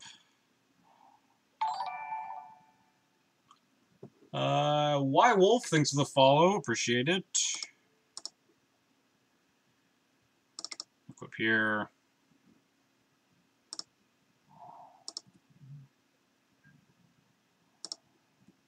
Attack.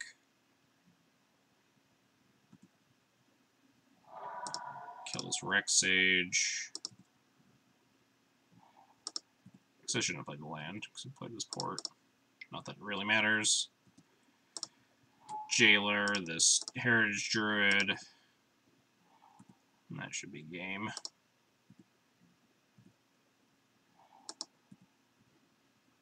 Look, kids were beating elves. Yeah, I think they mulled to 4 this game. Also, we still have to win another game after this.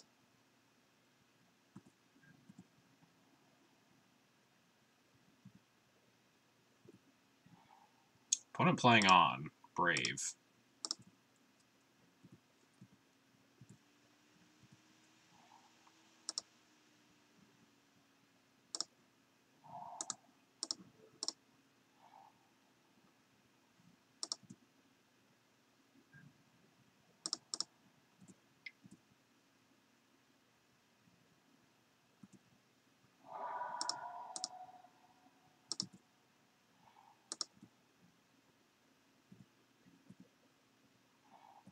Alright, well, at least we won this game.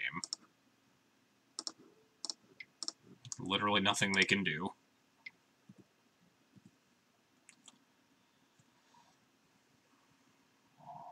Nice.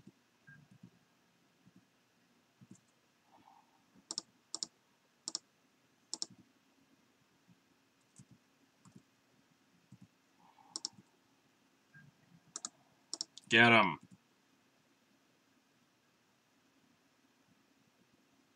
Hey, we did it. Untap glimpse crit. Yeah. with 0 mana, about to just like glimpse chain me to death there. 0 mana, I'm like 3 cards in hand. Alright, well now we gotta win the postboard games. Which is a lot harder.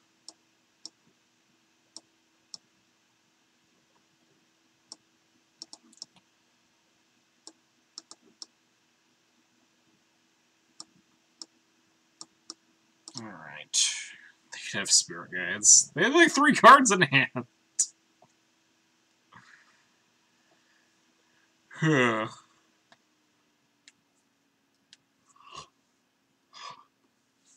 Pitch Spirit Guide. No, they can't do it, right?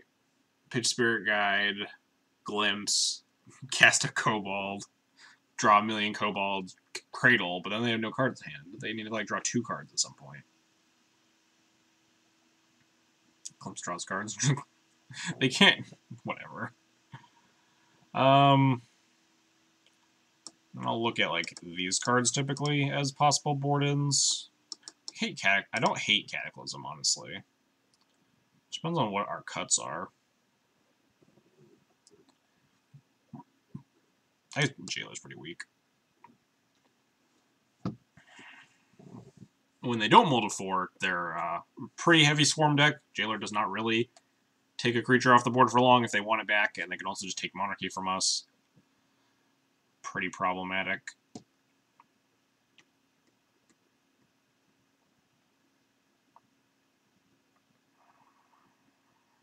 I could buy Shaving of Vendors for like Cataclysm or Judgment, maybe.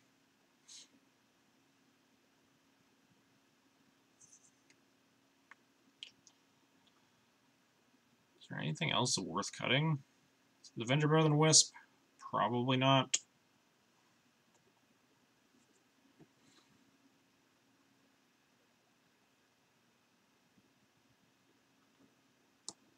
I think I want at least this.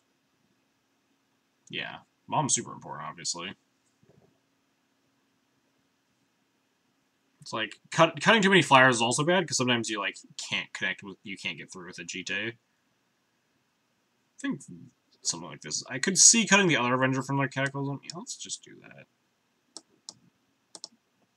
Oh, I hate Council Judgment in this matchup. It doesn't usually hit a lot, as like they don't. Even if they have Progenitus, it's usually not necessary to ward it against Death and Taxes. Well, snap keep, I guess. Hope this is good enough. Yeah, Container Breeze being tutorable Greens and Zenith Hate is really nice. One of the biggest upsides to the card.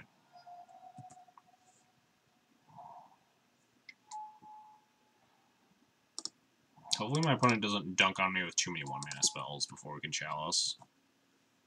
Cast like a Visionary or something. Nice.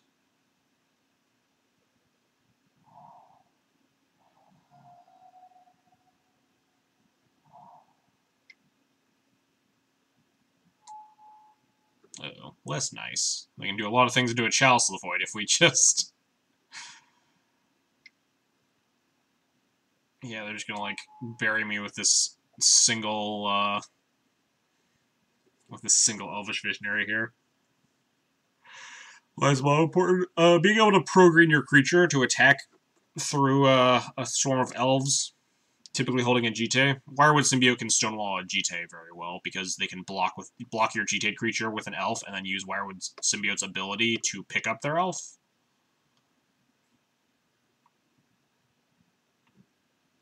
Man, opponent going off. Really wish I was on the play. Could have played this Chalice on one. A little late to the party here.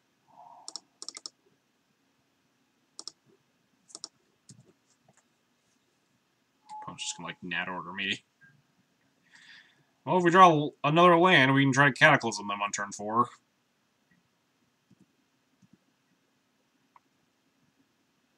Yeah, I agree, Harry Crocodile. This matchup is not good. If only we had an Ancient Tomb. Yeah. True.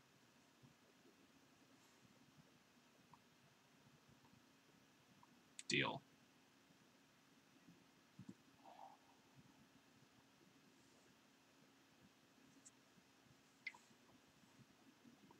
I remembered my Chalice trigger.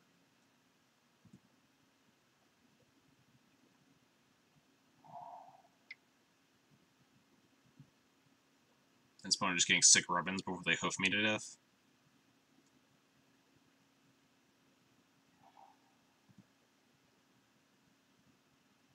Hoof isn't lethal here, right? It's just like a bajillion damage. It's only 18 damage, you know.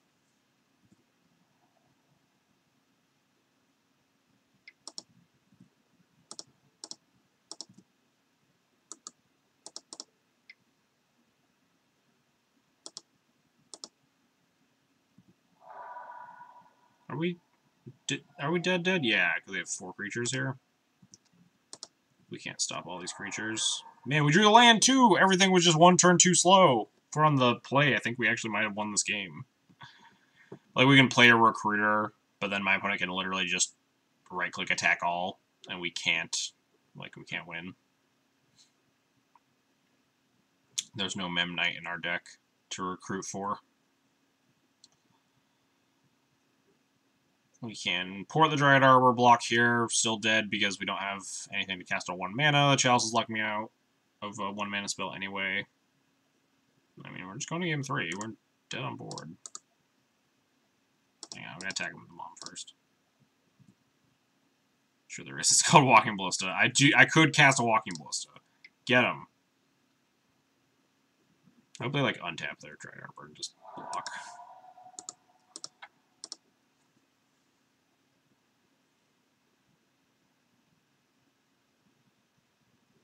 Alright, game 3. Running it back. Not much else to say. Hopefully we have that hand again, except we're on the play this time.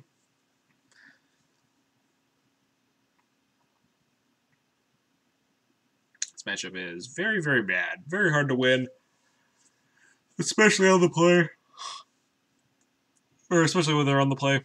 When they're on the draw, there's like the tiny sliver of hope that sometimes you have like the Vial into removal spell, into Stoneforge, into like Containment Priest hands. Or like the Chalice Containment Priest hands and stuff like that. A million Revokers and Plows, a Walking Ballista.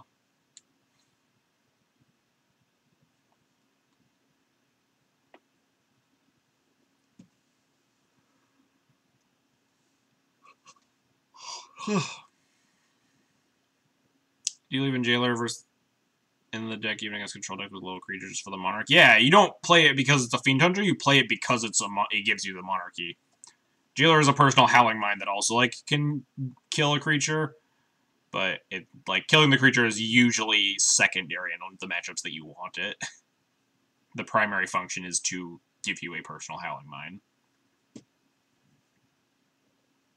Sometimes the both effects are really good, like when you're playing against 4-color Loam, you can eat Big Knights or Dark Confidants and become the Monarch, but typically against like Grixis or Grixis Control or Miracles, like you're exiling nothing or exiling something that you don't want to exile even, like a Snapcaster Mage or a Baleful Strix. I would love to play first. I guess I have to keep this hand. It's got Mom into Stoneforge, it's got Ballista. Opponent mulligan to 6, alright. Love to see it.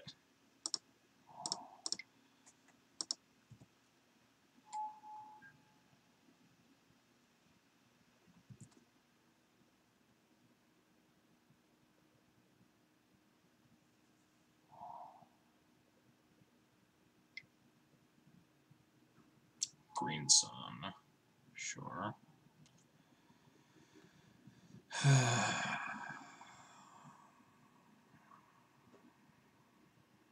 think I want a Stoneforge here.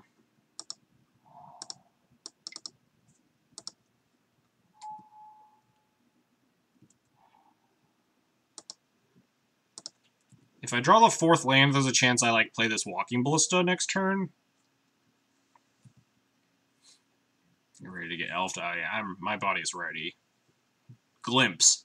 Dead. Their turn 2 rate isn't super high with elves, right? It's usually like if you're glimpsing on turn 2, it's like a value glimpse.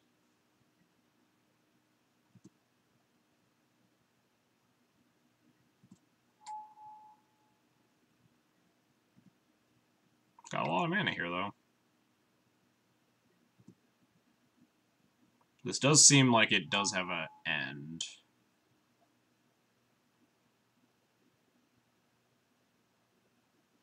They can pick up their Quarian Ranger, untap the Dryad Arbor, replay the Quarian Ranger. Just like draw more cards. Yep. Trying to find like a Cradle.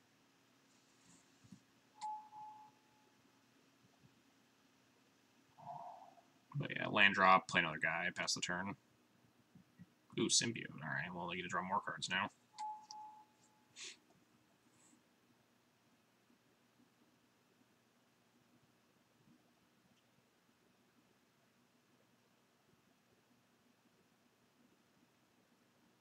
Man, I really wish I'd pinged that Dryad Arbor. Most of their hand hinged on this Dryad Arbor. Obviously, it's impossible to know that. They could have just, like, played a Fintorn Elves next turn or whatever. Been perfectly fine without it. Maybe I do just want Ballista. No. Because we don't have the 4th land, so we're not guaranteed to get the GT going as fast as possible. Jesus Christ. Alright, so we're really dead.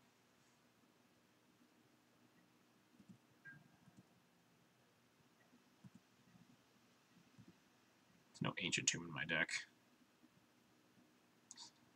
Discard a land here. Yep. Ardor, thanks for the follow. Appreciate it.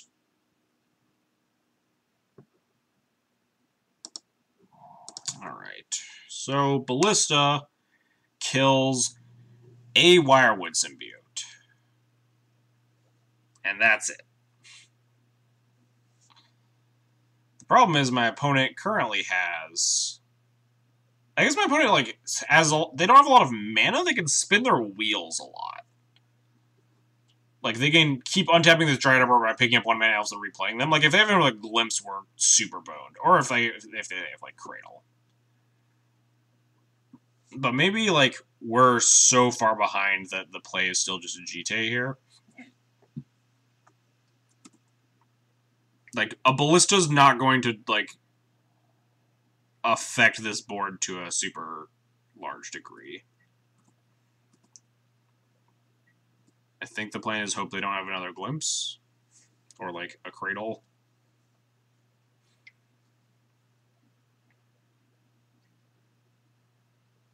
Heritage Druid, sure. It's a lot of mana. But they didn't have a Glimpse there. Or else they would have played the Glimpse first. Probably, right? I guess not if they're like trying to draw towards Cradle. Heritage Druid into Glimpse into guys, maybe. I don't know. Elves math breaks.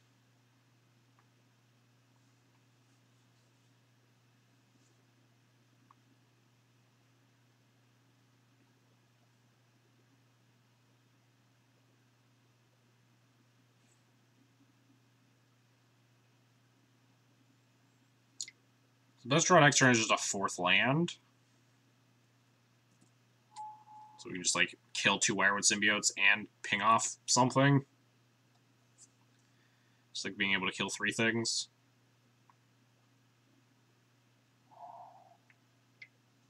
Alright, that's not a Cradle. It's good to see. Green Sun for 1. That's bad to see.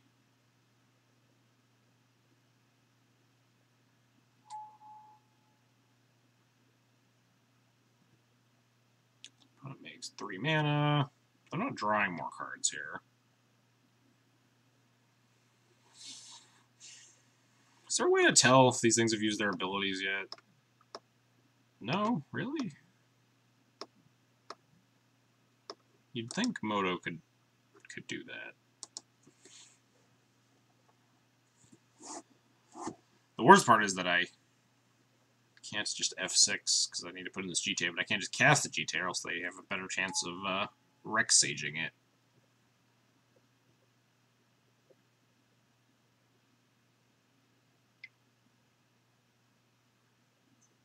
Four mana. Are we getting nat ordered? Natural order looks like it's lethal here. 1, 2, 3, 4, 5, 6, 7, 8. Yeah, natural order is just incredibly lethal, and I would be impressed if they didn't have a Cradle natural order or Glimpse. Yeah, this feels like I'm getting nat ordered.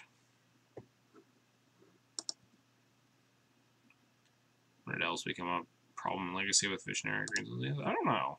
I don't know when Elves became like a deck.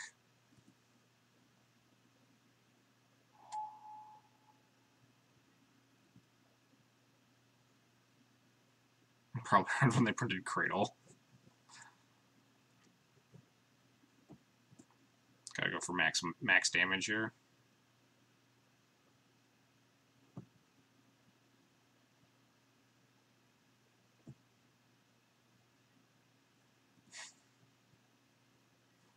I dig it. I like the style points. Yeah. That matchup's real bad, though, as it turns out. We did get, like, annihilated by, like, a really good Mold 6, though. Splat.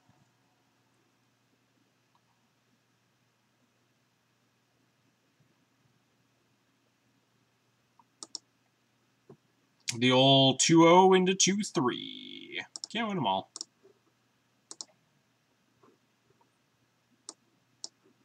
Overall losses? Oh yeah, Sneak got bodied by a really good Game 3 hand. Miracles got bodied by a really bad Mold 6. And then Elves got bodied because Elves.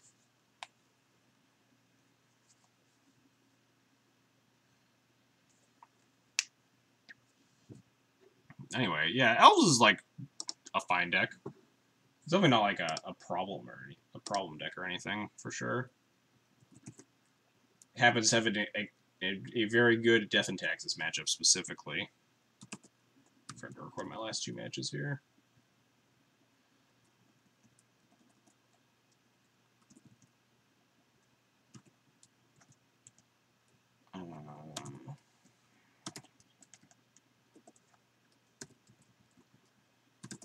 And then Elves, which we somehow got to win a game 1 again. I guess not somehow. It's because I put a Mold to 4.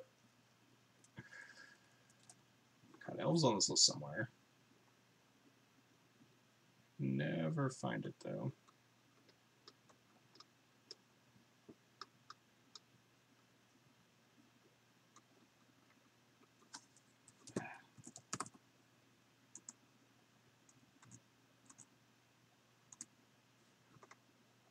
There it is. 9 matches against Elves, 23 games, 9 wins, 14 losses. Won game 1 somehow. Lost games 2 and 3 as usual. Anyway. So thoughts about the list. That league went by really quick. It's a nice break after yesterday's league where we went until like ass o'clock in the morning. But anyway, Rogar seemed pretty strong against like all the decks we played against today, or most of them. Good against Blade. good against Storm, good against Elves, for whatever that's worth. Good against, or decent against Sneak and Show. Not great against Miracles, but that's fine. Servender didn't have a great showing either. Did we ever put a Servender in play? We did in that one game against Blue White Stoneblade at the beginning that my opponent conceded very, very quickly. Went Stoneforge into Servender. But I don't hate something like this. I do already, like, I think I just like the 24 land build more. I think I don't hate just, like, playing an Ancient Tomb in this list, but I don't know what I would cut for it. It'd have to be, like, move Blizzard to the board, cut an Avenger, or cut a Revoker, which have all just been the new additions that I want in the format. So it becomes a more obnoxious issue. I think you put it in to try to ambush a mentor. Oh, yeah, that's right. Yeah, and I got plowed. That sounds right.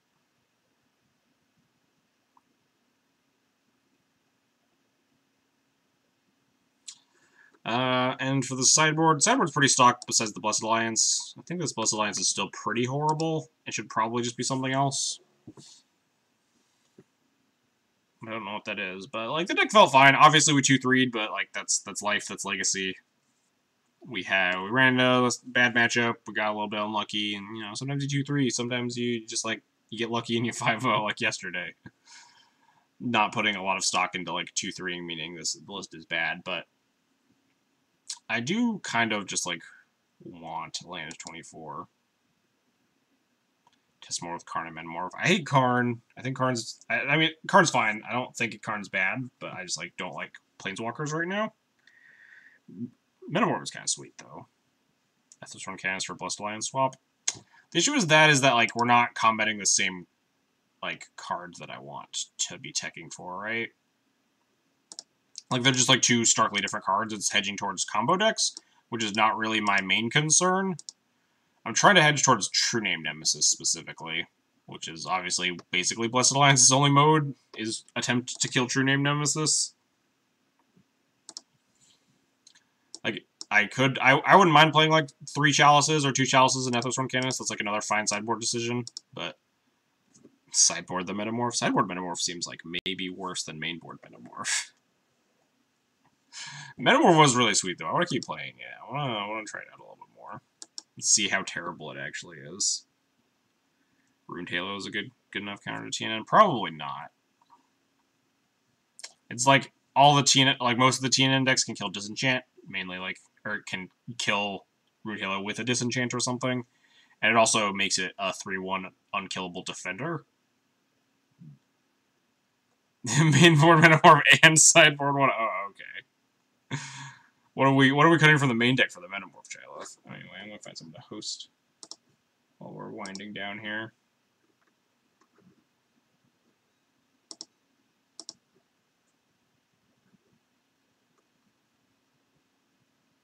Alright, Legacy. Who's playing Legacy? Caleb's playing Legacy. Caleb D. The only other thing playing Legacy is CFB Game Center. Is this just like a paper? Let me see this.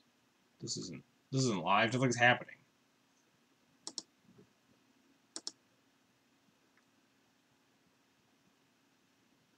Well, let's just go host Caleb. Obviously, Caleb has like 8 trillion viewers, but you know, gotta keep the Legacy train a rolling. Also, Caleb is like probably my favorite Magic streamer, so I don't mind it. As much as I try to host smaller streamers once and keep the Legacy train going, no one's streaming Legacy right now, so you know. Okay, has the same problem as Meekstone. Yeah, similar issues for sure. Anyway, thanks everybody for watching, coming and hanging out. Hope you had a good time. If you want to support the channel, you can follow, subscribe, or donate. Follows are totally free, help you know I'm going live. Subscriptions get you a sweet Thalia emote. Second one is in the work. Second emote is currently in the works. Donations, I do donation deck lists if you want to see certain Legacy decks played here on the channel. The rules for that are down below. My YouTube and Twitter links are also down below. YouTube is where all these streams go after they're live, so if you want to watch a bunch of Death and Taxes content, a smattering of other decks, that's all on YouTube. Twitter is where, like, I post my schedule, I post when I'm going live. Other Magic-related stuff. Anyway, thanks everybody for watching. Shoutouts to the hosts today from Arkin and Grapeshot. Thanks for the hosts. Also, shoutouts to Cardboard Live again. I shouted them out earlier on the stream, but Cardboard Live is great. Also, shoutouts to Card Hoarder, because they let me borrow cards. Great stream, learned from anything. Thanks, Big D Squirrels. McLovin, thanks for the follow.